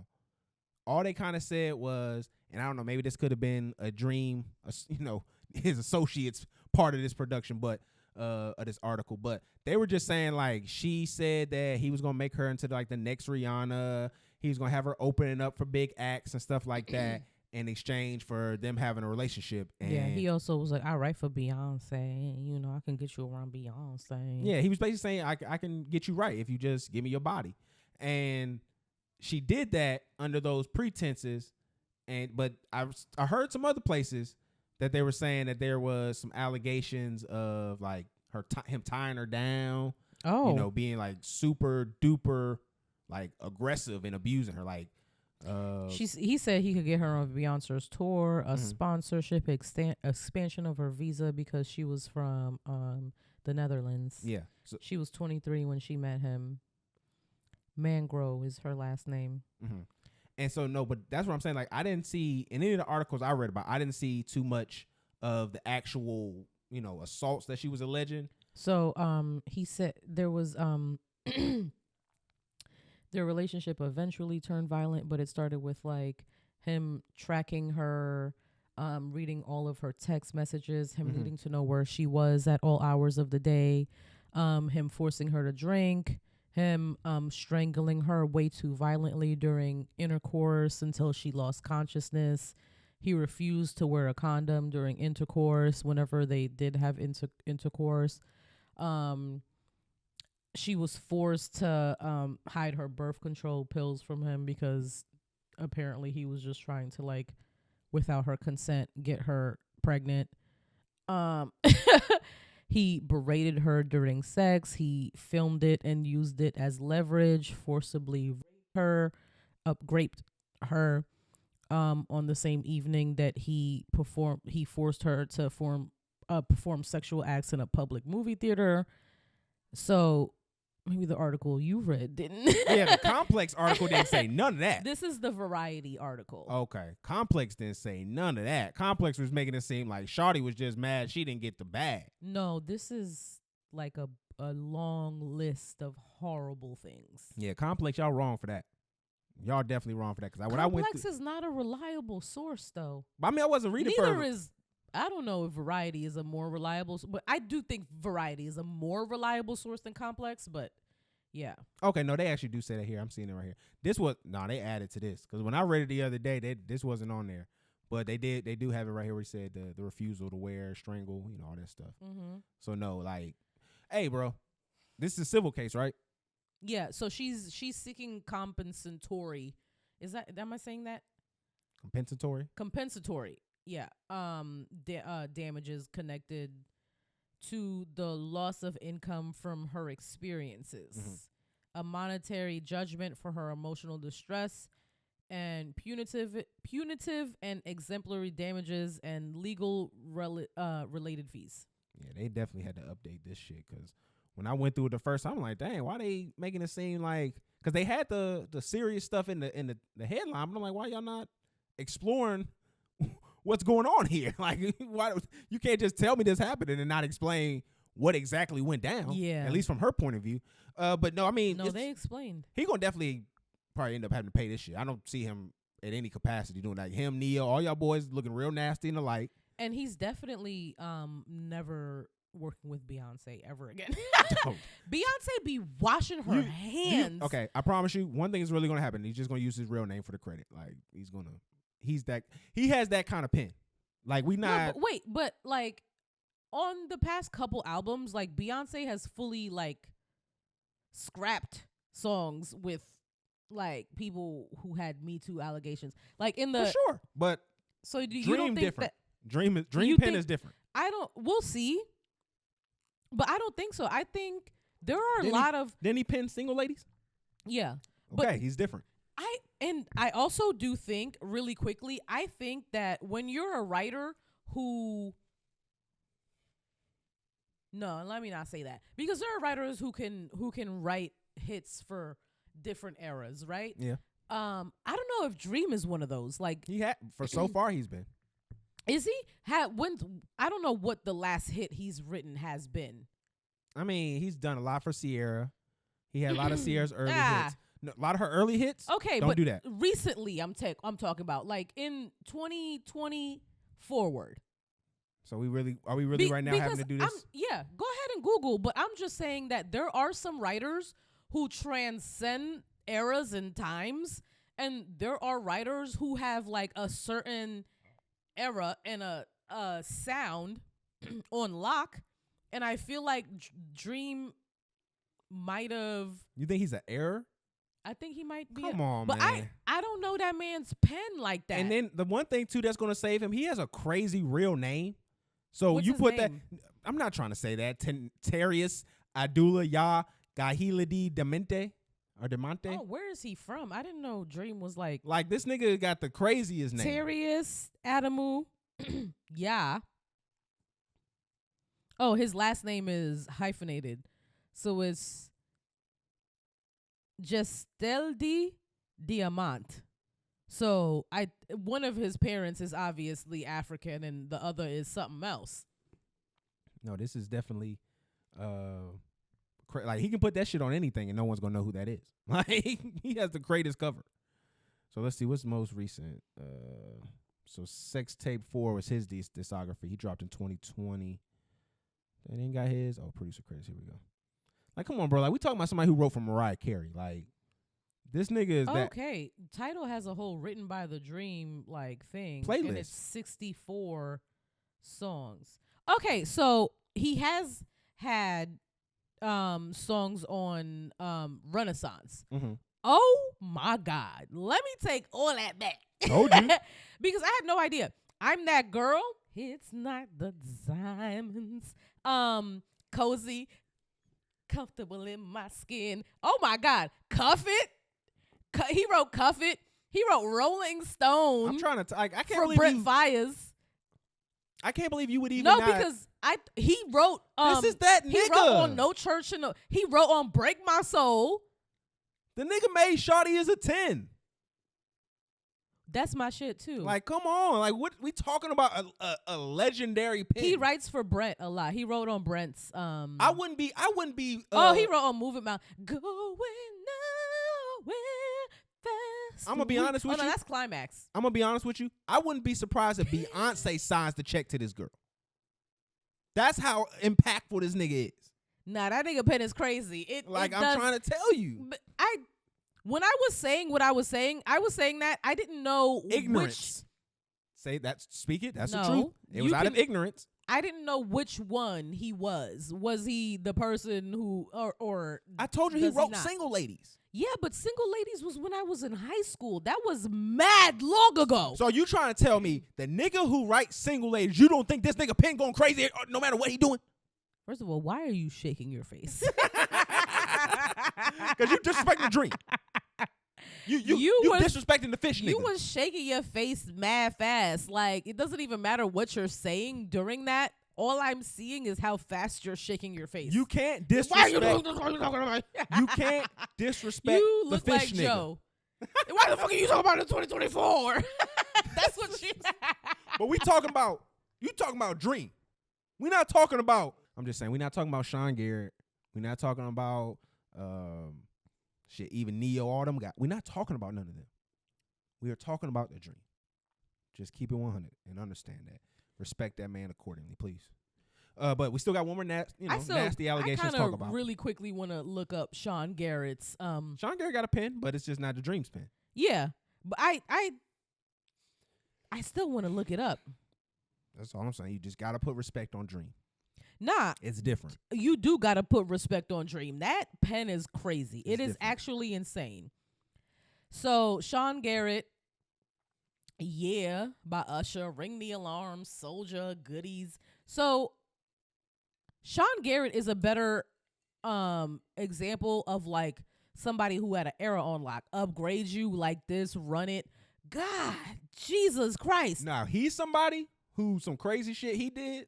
Like, messed up his check run. on it. Yeah, like he had it on lock, but he hasn't really had a hit since like I was in high school. That's because he had some crazy allegations. That's why. Oh, I don't so remember he had a exactly. nasty Me Too. Not Me moment? Too, but I think I can be wrong. Allegedly? Let me look it up. It's alleged, but I think he just say the wild shit and then say allegedly behind it. We can do allegedly, I think he hit a woman or something.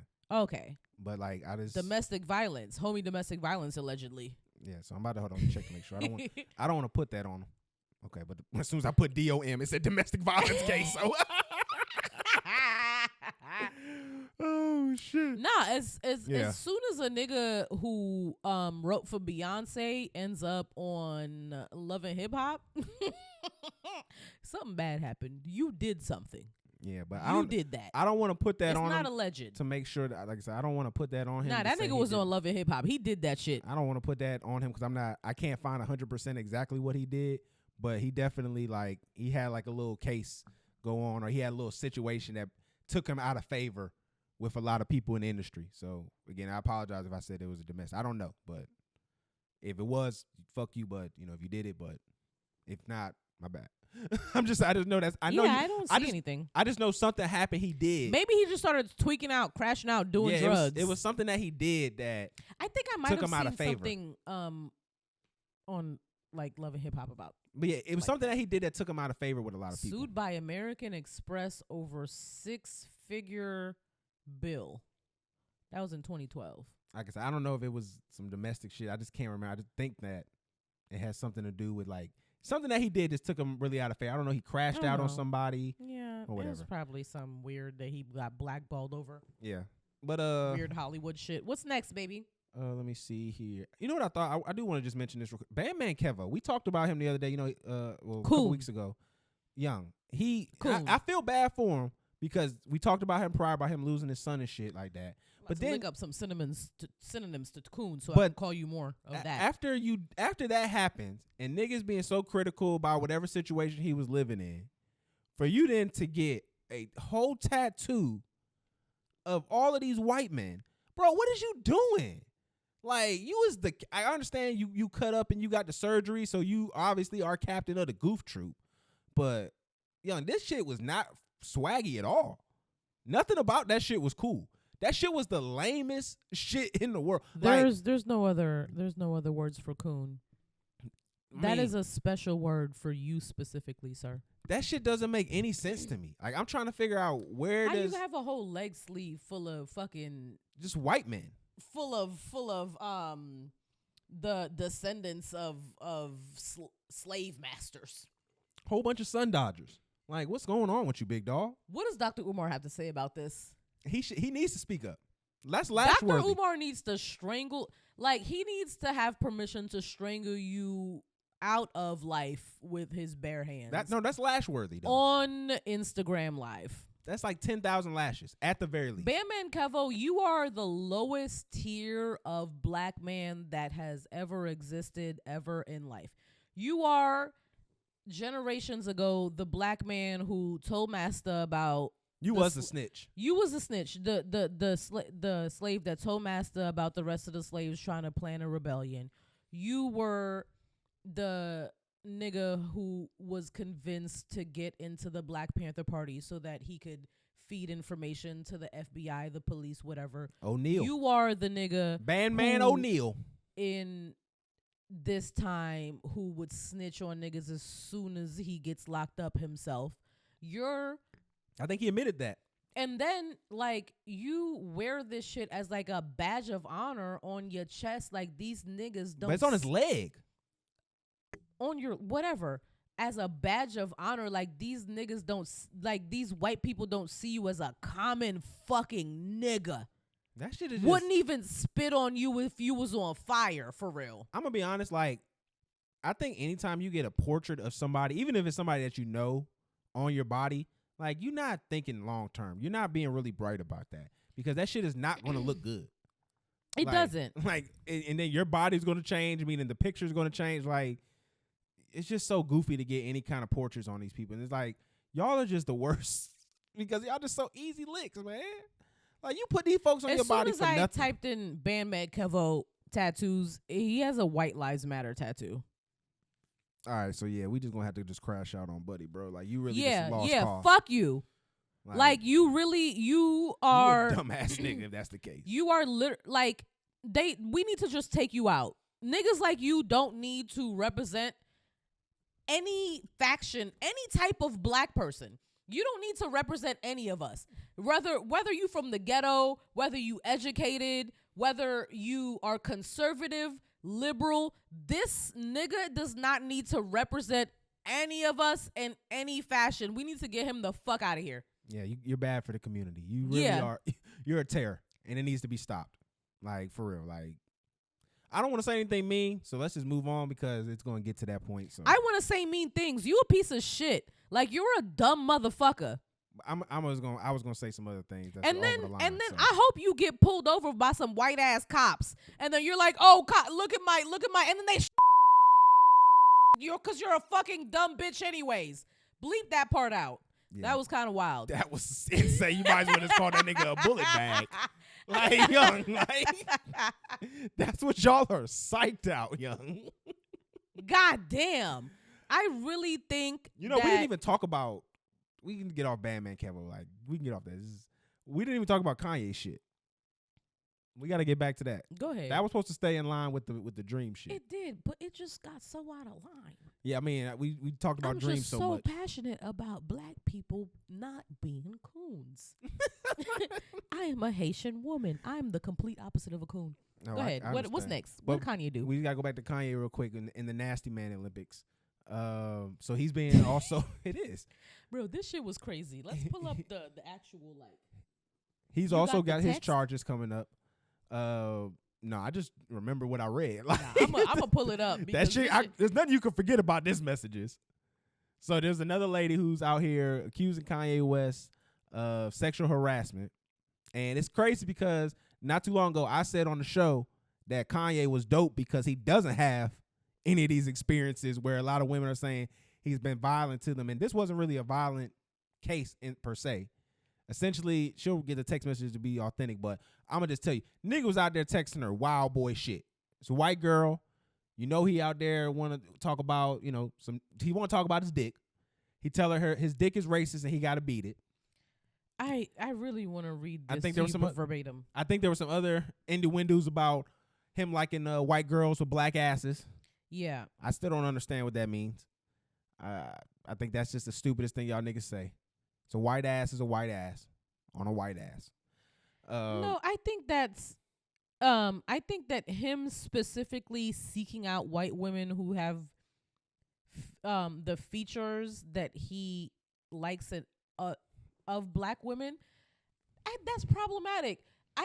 You said that was something that I was focusing on that felt like to you it was weird, but to me as a black woman who like our beauty is desired but just not in the package that we deliver it in, like it's hurtful on a regular basis. So that's why I was hung up on it, because I was like, how do you just say this? Like, no, you should be ashamed of it, but he's just like flagrantly saying that, yeah, I want a white woman that looks like a black woman because I don't want black women that look like black women. And that's important for us to talk about because that's a fucking problem. Like, that's weird as shit. I mean, yeah, I can understand where you're coming from with his weird as shit. He's just that's why I was hung up on it. We know what he's using this as a euphemism for. He just likes that girls that have, bigger butts or more voluptuous. And to say that's a black girl thing is over-sexualizing black women. So to even kind of associate those two is what I would say. I would disagree with you in that part, because now you're just ingratiating yourself in the over-sexualization by coining those being a black woman thing, because all it is the over-sexualized thing. It's a physicality, a physical trait that is... It is more prominent. More prominent in black and brown. Not all brown. It's really only like Afro cultures, because it's black women and then it's like Brazilian women and like Dominican women, and those are black women also. So it is just black women that have those shapes and shit like that. I mean, and like Puerto Rican, all of them are women. Afro something. If you are shaped like that, you're Afro something naturally. No, it's not. There's white women who are white women that are shaped like that. Yeah, it happens. It does, but like you don't see that like a whole country like Australia. No, you don't see white. You don't see white marketing pushing that as the ideal look for white women, but those white women are out there. It's not. They're not like they're sitting here that, oh, it's just a one. These are fucking unicorns. These white women are out there, and he's promoting that because you're right. As a black guy and you're coming up, you are taught to like ass and all that other shit like that. Then when you get money, you are start to value white women. So yeah, those things kind of get conflated into each other. So I understand what you're saying, and that's why I'm not trying to disagree with you in that point. I'm just saying. I thought you were trying to disagree with me. No, I'm not saying. Okay. I'm not disagreeing that point that you're making. It's a true point to that, and you can feel that way in regards to what he's saying. I'm just saying that it's not. What I'm saying is for you to hop onto that point of it, the body being a black woman thing, is also agreeing with the over sexualization that you're also criticizing. It's like when we say the ignorant shit about black guys jump higher than white guys. It's not really the case. I see where you're coming from. Yeah. It's just a stereotype that we've generated because a lot of black guys are in dire positions and have to use their physicality to get better in sports and athletics. But it's not that. I do still feel like that shape is generally more naturally synonymous with black and brown people than it is with anybody else. I would argue that it's just more valued in a different way in our culture than it is in other cultures. Yeah. Those women aren't necessarily always valued the same way, and that's why you always see them jumping over to the hip-hop realm, because that's where they are sought after. Like a Yes Jules, it could be argued Yes Jules around white men, she wouldn't be looked at as the elite woman that she's looked at amongst with black men. No, she's trash amongst like the upper crust white men. That's a whore. Yeah, even before all the hip hop shit she was doing when she was first coming out, like that, white niggas don't really like that kind of look on white girls, and they don't value that and praise it the same way. She would have got hit, but she may not have been somebody they would see at the wedding and all that shit. Mm-hmm. So that's what I mean by that. But Kanye Okay. hold on. He said he's suing her back for defamation, saying that what you're doing is crazy. I think in regards to, not even with the dream shit, I think Kanye's maybe in the right with this one though. Like, cause I just don't see him sending no message to no girl he don't already have a pre-existing relationship like this with. I finally found the text. Okay, what'd he say? They're broken up into this Rolling Stone article, but he says, see, my problem is I be wanting to fuck, but then after I fuck, I want a girl to tell me how hard they've been fucked while I'm fucking them, before adding, then I want her to cheat on me. Wake it up. He also said, is my dick racist? I'm going to stare at pictures of white women with black asses and beat the shit out of my racist dick. Talk about it. She claimed that when speaking with Wes under the guise of discussing work-related matters, he would masturbate on the phone with her. So while they were talking about like work and shit, he would just be masturbating on the phone. You got to put it on mute, Kanye. You put it on mute, you can get it off. It's just you don't want the padding in the background, and then you're probably breathing hard. Like, don't subject her depending to that. on which era of Kanye that you were in. Yeah, but, you were probably breathing hard. But let's be honest. The girl who was his director, he's married to now. So I mean, what kind of relationship is he having with these people? Yeah, Bianca is Mrs. West now. Kanye, like, for you to make me think Kanye did something, you gotta really bring the evidence. And hey, I'm looking at white women with black asses to beat my racist dick is not gonna cut it for me. It's not like criminal. He's not the dream. But as a black woman myself, it's making me look at you weird. What? The nigga saying slavery was a choice didn't start that? I've been not fucking with Kanye since like 2020. Let me let y'all know this. Generally, I don't fuck with the nigga. This reminds me, I just learned that Donald Glover did not produce most episodes of Atlanta, that his brother was the producer and the director behind most of the episodes, and then a lot of the like weird episodes that were like are the ones that he produced, like the episode where the black woman got mad across the room at a black man being in an interracial relationship. That was one of the first episodes that he produced himself. I mean, yeah, the nigga was trying to be in Star Wars movies. I don't think that he had the time to be like doing that kind of shit. Yeah, but when you finally produce stuff, that's what you spent your time making art about, is black women being angry. I just wanted to say that real quick. Because Childish Gambino hates black women. Hey, that's what got us lit. So, I was watching the Ray J, Shannon Sharp, Club Shay Shay interview, and I found myself having like a relatability with Ray J that I don't know if it's a good thing or not. Like, it's definitely not. I might need to divorce you. Like, I know Ray J has had his questionable actions and things of that nature. He pushed his wife into a pool. That was staged. Camera. He talked about that. He said that was kind of in grounds of what they were trying to accomplish there. Okay. So it wasn't like he was trying to abuse her to do that. He spoke on a lot of shit. Like, he even talked about him actually, he said this a while back, like 2013 when this happened, 2013, 14. He had apartments that I don't know if he either purchased from Donald Sterling or he was in business with Donald Sterling with, that he said he was going to sell. Unfortunately, he couldn't really speak about it. He said that the statute limit, whatever was going on. Statute of limitations. I don't think it was statute of limitations because it's not like a legal shit. It's more like the agreement of, how long you can wait to talk about, certain deals and things like that were still in play. Mm-hmm. So he couldn't really kind of go break down to detail. But it sounded like it was something real interesting there, because it seemed like he really wanted to talk about why he got rid of those apartments. But no, the thing that I kind of... Ray J is one of the most interesting people on the face of this planet. It really was. Like, the thing that I really related to him about was he talked about like his relationship a lot with Brandy. It's obviously because this nigga Shannon Sharp kept asking everything about Brandy. Like, it was just Brandy this, Brandy. Like, it was a Ray J interview about Brandy. But he talked about, the fact that... Because Shannon Sharp is the worst interviewer. Well, hold on. We'll get into that in just a moment. I want to talk about this part, though, because I really felt this kind of like what he was talking about, how, he was really close with his sister growing up. And as they kind of grew older, they end up kind of growing apart because a lot of things that they value were different. and the kind of thing that the way they wanted to have their success be known and their persona to be seen around everyone, like that kind of pushed them away from each other to the point that they're not as close as they used to be. Does he mean like around his like Love and Hip Hop or like reality show just era? all his choices. You got him with the tape with Kim Kardashian, okay, to just how he operates with his business, the people who he associates with, you know, Suge Knights, the Snoops, all of those individuals who he's brought himself around.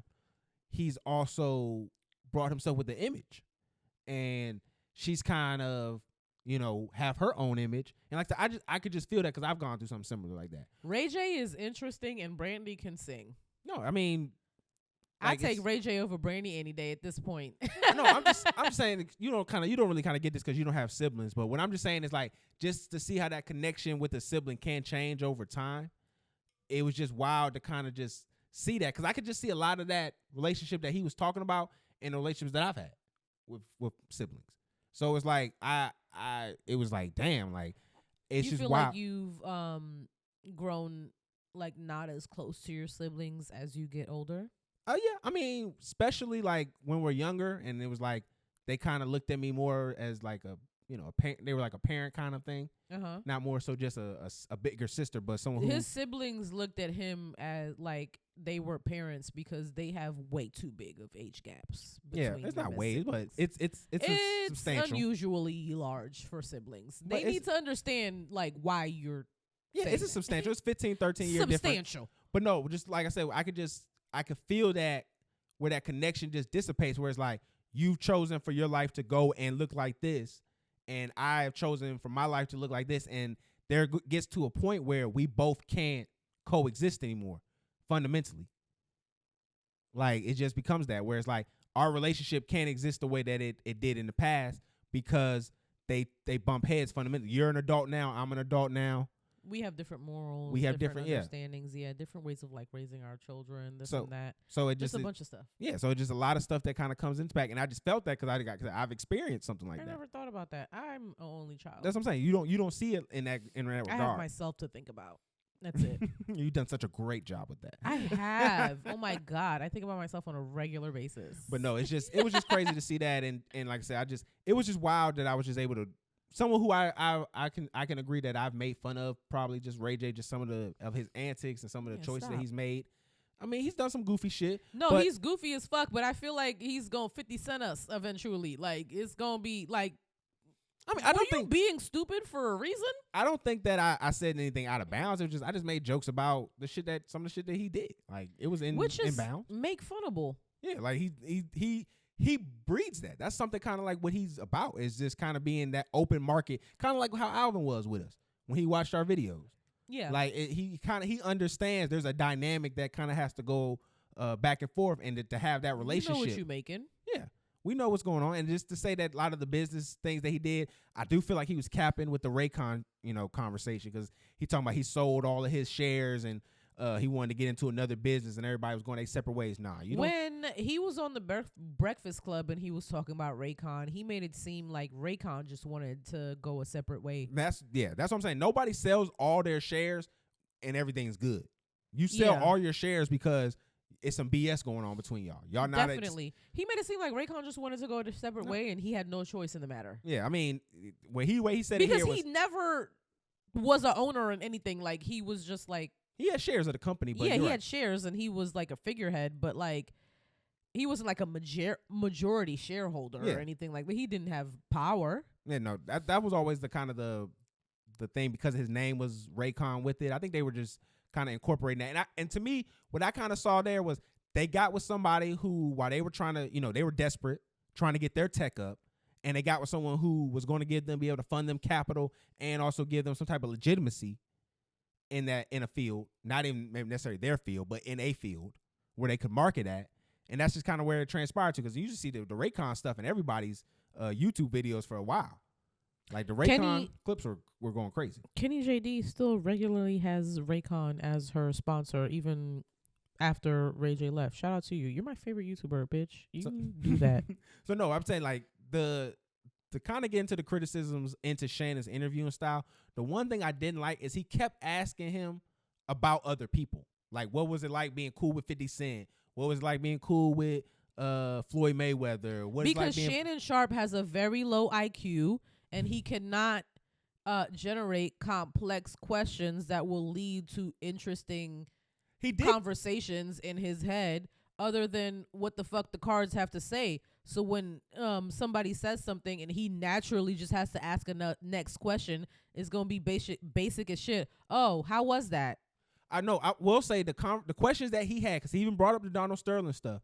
The questions that he had were good questions, but it's just the ones that he could actually talk about were what is this being this person, being with this person. He, like I said, he handled it gracefully. Like, even when he made jokes about the Kim Kardashian shit, he really came kind of like to terms and was like, bro, like the joint really didn't come. I watched this interview. It was good. He was just like I had to come with terms with like my kids have to experience this at some point in life. And as a man, you never think about the fact that your kids are going to have to see that eventually. Yeah. Your kids are going to have to see your rock hard dick on camera. Now, they don't have to see it, but they probably will see it. Oh, your kids will see you penetrating somebody else on camera. Because that was like that. They even noted that was like the highest rated tape ever. Yeah. And so like they was able to just get all that. Pure, the hype around it. Yeah, just how everything that was going on. But like I said, Shannon did, when he was asking questions about Ray J, they were good questions about Ray J. I just felt like he kept trying to ask about other people. It's like, bro, we talking to Ray J right now. Like, keep everything Ray J focused. Is mad interesting. Yeah, but to be fair, and I kind of saw a little bit, I kind of related to this too, like where it's like, you kind of, his claim to fame kind of is being associated to everybody around him. Like, it wasn't like he was a crazy good actor. He wasn't a crazy good artist. Like, he was decent enough in everything. But That's it is the thing. The people around him, the people he was able to associate, was kind of like his claim to fame. I never said this whole time, was I saying that Ray J is talented? No, I was saying that Ray J is interesting. Yeah, and I'm saying he's like he's able to get around people that are making movers and shakers. He says things that are funny and like he's just when you think about Ray J as a whole person, it's like an enigma. It's like it's just like how did this happen? How does he keep getting into these spaces with these people?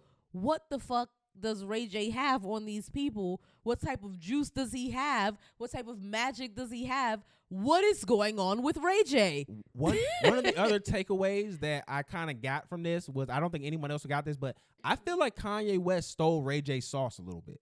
Like, a lot of the conversation he has, the way he tries to have the conversation with things, it's very similar to what I was seeing Ray J do. Ray J left his sauce and Kanye sucked it out. That's crazy. That's a wild way to think about that, though. That's nuts. But it just felt like... Yeah, I'm fucking potting. I don't know about you. You're getting your shit off. You're getting your shit off. But I just noticed, like, a lot of the mannerisms were the same. A lot of the shit that, like, he was doing like the way that he was having conversation was similar to how I've seen Kanye act. And it just would make perfect sense that if I'm somebody like Kanye, who I don't really have the people around me that want me to win at this time, especially when he first got in the game, I could see Ray J, when Ray J was having his success, being somebody to be like, okay, I can copy that, because Ray J's able to get into all these rooms that I want to get into. And so he just kind of copied that persona a little bit. The only thing is Kanye is like way more talented than Ray J is, like, musically. Oh, for sure. By leaps and bounds. But I just think he just saw that. Ray J needs to remix I Hit It First and be like, I did it, I did it, I did it, I did it, I did it, I did it first. I'm just saying, I just think as a personality that Kanye gives out, I think he kind of cloned himself after Ray J. That's what it just kind of feels like. That was like how he is. Just his mannerisms, the conversation that he has, like, it just all felt like what I saw Ray J giving up there. And that felt more like Ray J than when I've seen Kanye do it. Mm-hmm. So I've seen that. I feel you. I 100% agree on that. Hold on, I just want to put this on there. So Ice-T was hating on my nigga Lenny Kravitz because he's like a 9-year celibacy. And it's like, yo, Ice-T, you nasty freak nigga. You freaky ass nigga. Like, just because you got the balloon, freaky ass nigga, he is 69 God. Just because you got your wife full of balloons and you out here still like being a nasty ass pimp persona on your when you moonlight as a fucking actor. Like, bro, you don't gotta put that shit on a nigga that's just trying to live a clean life, yo. Don't do that to Lenny Kravitz. That's my man. Not too much on Lenny. Like, and honestly, I'm gonna be honest with a lot of niggas. Celibacy might be the best thing for y'all. Cause the year that I did when I was celibate, that shit got me focused. That got me to know what I wanted. He found his wife, period. That too. But it just got me focused to be like what I actually wanted and what I would deal with anymore. Like, for real, like, I think it's necessary. Now, it doesn't work for all y'all niggas because some of y'all are just sleeping with, nothing because y'all can't get anything. So being celibate isn't a choice. It's just a byproduct of existing for you. But the niggas that do get it, celibacy is not a bad thing. So. We're talking about Ice-T and Lenny Kravitz. Yeah, he just was talking shit about Lenny. I just thought that was lame. Especially when you like the nasty freak persona and then you do the pimp shit. And like that's just lame when you just have a negative aura around yourself when especially being a black man and you just out here doing the gangster pimp shit and then you start calling another nigga corny and weird because he like, nah, I ain't trying to fuck nothing even though I look way better than you and I'm probably older than you. Ice-T, you are the corny weird nigga. Like, if you was out here and Lenny Kravitz was out here, Lenny Kravitz would be swimming in pussy and you would be getting... Lenny is clearing a lot of niggas out of the club. Lenny is clearing a lot of niggas. That's like, I fuck with Lenny Kravitz. And then What are we second hour of the show? Lenny Kravitz, like Lenny Kravitz. There you go. That's not a Jewish man. Yeah. He is. Kravitz. That was no homo. That was my man crush. Was Lenny. Really? Yeah. You fit in the same box as him a little bit. I kind of like, I'm not even going to lie. Like, again, this second hour, so I ain't tripping. Like, I kind of modeled what I kind of want to look like in the future off of Lenny. I would not mind you looking like Lenny. I need to get in the gym a little bit more. 60s. I wasn't gonna say that. That's crazy. But no, I that's my man. I fuck with Lenny. Like, that's my nigga. That is a good looking older black man. So he got the shit is tight. That nigga got it right. Yo. He do. Like he definitely do. So again, just like Method Man. Yo. All right, yo. Where we at, young? Like. No, I love. No, I would be a how great far are we comedian. into this? I just tied it back in. Like, fuck out of here. Dave Chappelle would be proud. Nah, fuck dog. out of here. He'd be telling you why you doing that. I'm a stara. Why you doing that? That's not necessary. That was great. All right, so we're not gonna do the other. We gonna name this. I can't wait till we get to the point in our podcast where we just get to name our episodes. You know, you can just put that on the titles that you make, right? Like nobody's stopping you from doing that. Yeah, but that doesn't affect the algorithm. You can put a title of the episode on the what? The thumbnail. Oh, okay, yeah. Oh, yeah. You're right. We gonna name this episode. Just wait. I'm gonna name this episode something about Method Man being fine as fuck. Out here, you just trying to make you would fit into Method Man's prototype box if you didn't have locks. I don't think so. He's a lot taller than me too. Is he? You're tall. But he's like 6'3". You tall and he's like 2 inches taller than you. That looks different. It look a lot different. But no, this is what I want to finish up off at. So there was a tweet that was going on where this girl was saying she was dating this guy for a year. Mm-hmm. He asked to meet her parents, which I think that's already a red flag. You taking a year to meet your parents? Yeah, you meeting my mom after a month. But she's Haitian. He asked to meet her parents. You're meeting her immediately. So he asked to meet her parents. He went there. He kind of saw what was going on. He saw that they were living in basically poverty. And he ended the relationship. Yeah, as you should. Because he felt like if I get you involved with you, pull this whole family out of poverty. Yeah, I'm gonna have to be responsible for doing that. No. So I saw a lot of people who were upset by that. Like I seen this one woman. That's because y'all are poor. No, it was this one woman who said to leave someone for poverty is the weakest shit ever, or whatever. Or the lamest No, shit. it's not.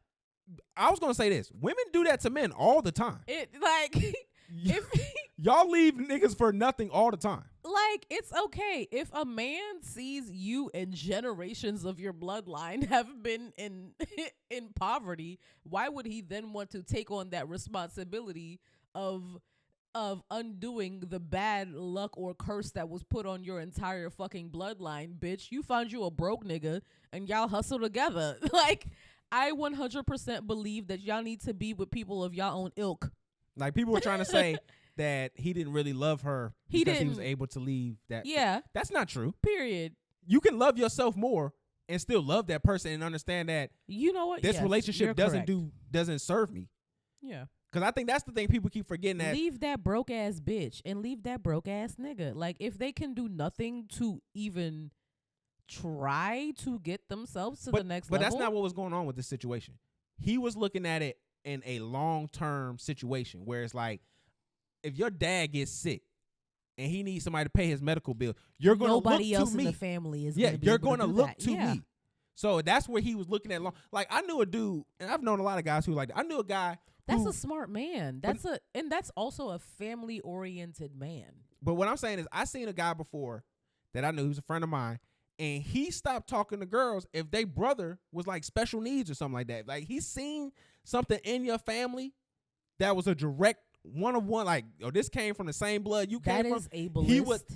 I'm just telling you the truth. This is how niggas are thinking. Like, if your brother was a special helper, was Santa's special helper, he's not going to date you anymore. Yeah. Because you have to think about, okay, that's in your gene pool. Do I want that to mix into that? Like, if that is your sibling, then that is something, no matter how fucked up it seems, like, it is a completely different life raising a child with disabilities. So it's fair. I don't think that's that fucked up.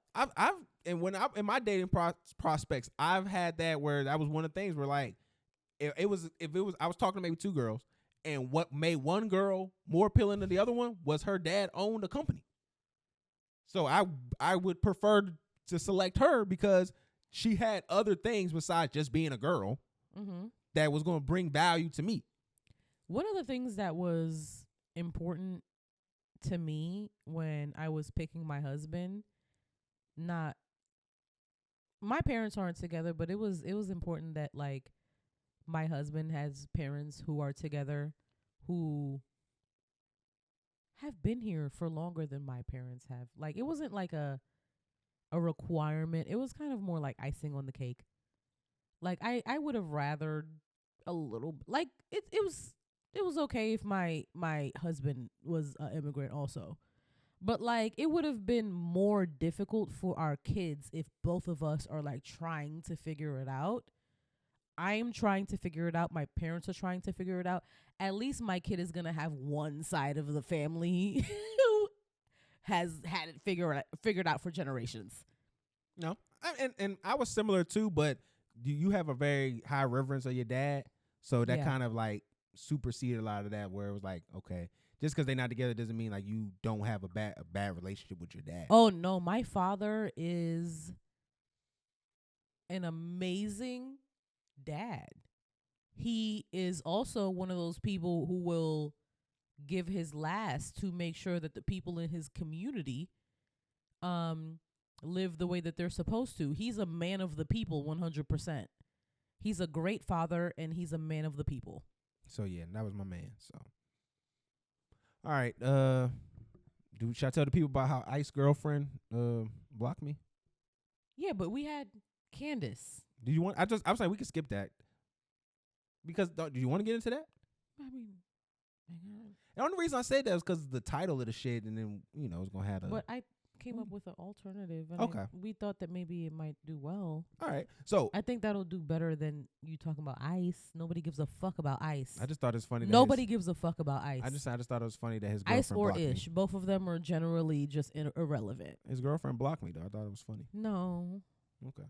Let's talk about Candace Owens. All right, so Candace Owens wants to ban corn from all platforms. Candace Owens wants to completely remove adult films. She wants you to stop being able to fap. Okay? I just don't get, like, these conservatives always tell us they're about freedom of speech, making your own choices, self-determination, all that good jazz, but then they want to ban everything. I want the freedom to flick my bean. That's what I want, Candace. I just don't understand why they feel like the need to control people to do things. If you don't want people to watch this, then why don't you give them more alternatives instead of your $200 Patreon? Like, why don't you make that more affordable so they can watch that instead of watching, adult films? But like, that's just not going to stop. Like, I don't think people understand the history of adult entertainment.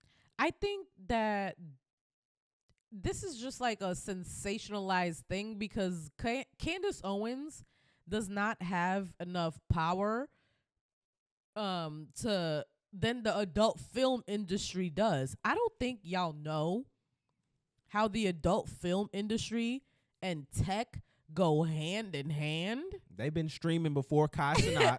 VR, streaming, all of the things that we have revolutionized is because a freaky ass nigga in his basement wanted something. So then the adult industry came up with that technology and then it fucking trickled down. That is the only time that the trickle down theory has ever worked in the United States of America ever. Is with the corn industry. Is with the adult film industry, yes. Like, the adult film industry brings in a lot of revenue. There are definitely more regulations that need to be put in place with the adult film industry. When it comes to like sexual assaults being uploaded and people benefiting off of that and everything, there is like a whole just disgusting underbelly that does need to like be weeded out and sorted through, and rules need to be made there. I don't think the right idea is to ban it, because when you ban things, like ugly like weeds start popping out, right? So the things need to be regulated, they need to be legal, and then they just need to be regularly monitored. That's it. Because if you ban things, then that just means that people are gonna have to go through more dramatic lengths to get it to the people that want it, and then it gets less regulated, and then worse shit starts happening. If adult films are not legal, then I feel like it might snowball out of control. It needs to be legal and it needs to be regulated. And no, you also gotta women have the right to make bad mistakes and make bad decisions and make choices on their own. Like, at the end of the day, they aren't our children, even though I've made my statements that I feel like they are, but like, at some point you have to be able to make your own choices. Like, and you have to live with your consequences. And if this is the life that you want to live, so be it. Like, I'm not going to hate you for it. I might consume some of your content if it's good.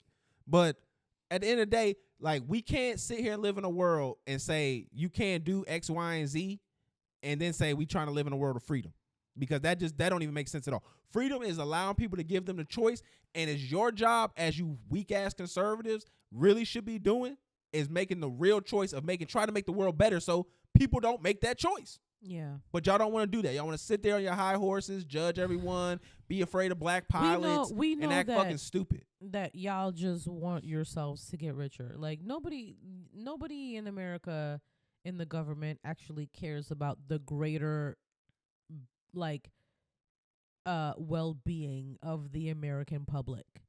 If any of the politicians actually gave a fuck about the general well-being of the American public, then we would be in a completely different space. Everyone has their own specific niche groups that they're trying to big up. They're trying to elevate. They're trying to elevate their own morals, their own everything. So it's completely different. Hey, man, I'm not going to sit here and tell y'all we need to stop putting out the nasty flicks, man. The history of this stuff is rampant in our country.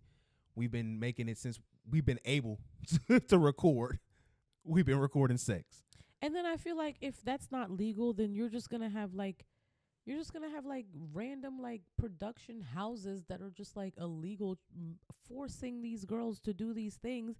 And then they're going to be making even more money because they're going to be charging people even more to gain access to these things. I don't know. It's just, there are other things that you need to be focusing your energy on, Candace, that isn't this. You're doing this as like rage baiting towards like the liberals or conservatives, wherever. You're trying to get a reaction out of people by targeting something that is a regular American pastime, which is adult films. Just get off your high horse, Just man. get the fuck off the internet, bitch. Nobody want to hear you talk anymore. I've been trying to really be like we don't want to listen to you spew your coon bullshit anymore. Somebody needs to period. You're not helping anybody. You're not helping black people. White people don't give a fuck about you, bitch. They'll shoot you down in the street themselves. You dumb bitch. Shut the fuck up.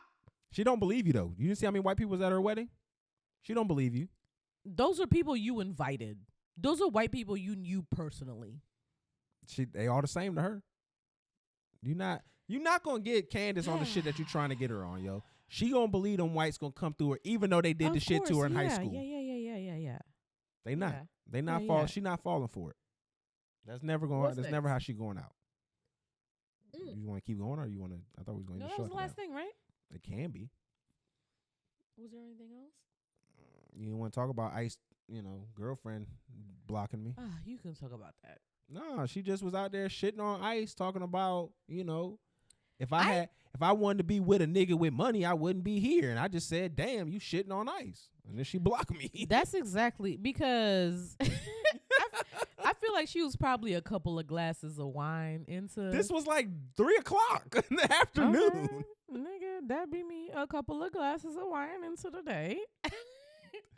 Depending on if I'm off or not, but whatever.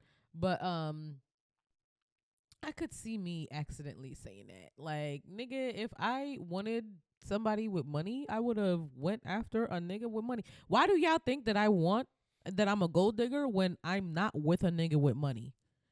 That was her point. This is what she said. I don't never address it, but y'all need to retire this dumbass narrative. I'm only with my man for money. There are very rich niggas in my DMs that try to throw money my way, and it's been that way for a very long time. So if money was the motive, I would have been chose up. Y'all look at me and think I'm a certain type of woman, but truth is to y'all, don't know either one of us. And if you did, y'all would know how compatible we are. We are damn near the same person. We like all the same shit. Y'all date people y'all really don't like because y'all be focused on the superficial shit. But y'all have, but which is why y'all have y'all failed relationships. Call my nigga broke. This is Ice's girlfriend, right? Yeah. She called me. She called that nigga broke. The only way I remember Ice and Ish is Ice should be the light skinned nigga, but he's not. It doesn't even make sense. Nah, it makes, because if you see a light skinned nigga and a dark skinned nigga, and you say one of their names is Ice, in my New York head, the light-skinned nigga name is Ice because he light-skinned. Because of Ishmael? It has nothing to do with Ish. Ice, light. Cold, white. Right? That's just where my brain... So I had to literally be like, what I think makes sense doesn't make sense. The only reason I remember who Ice and Ish are is because the nigga who I think should be Ice isn't Ice.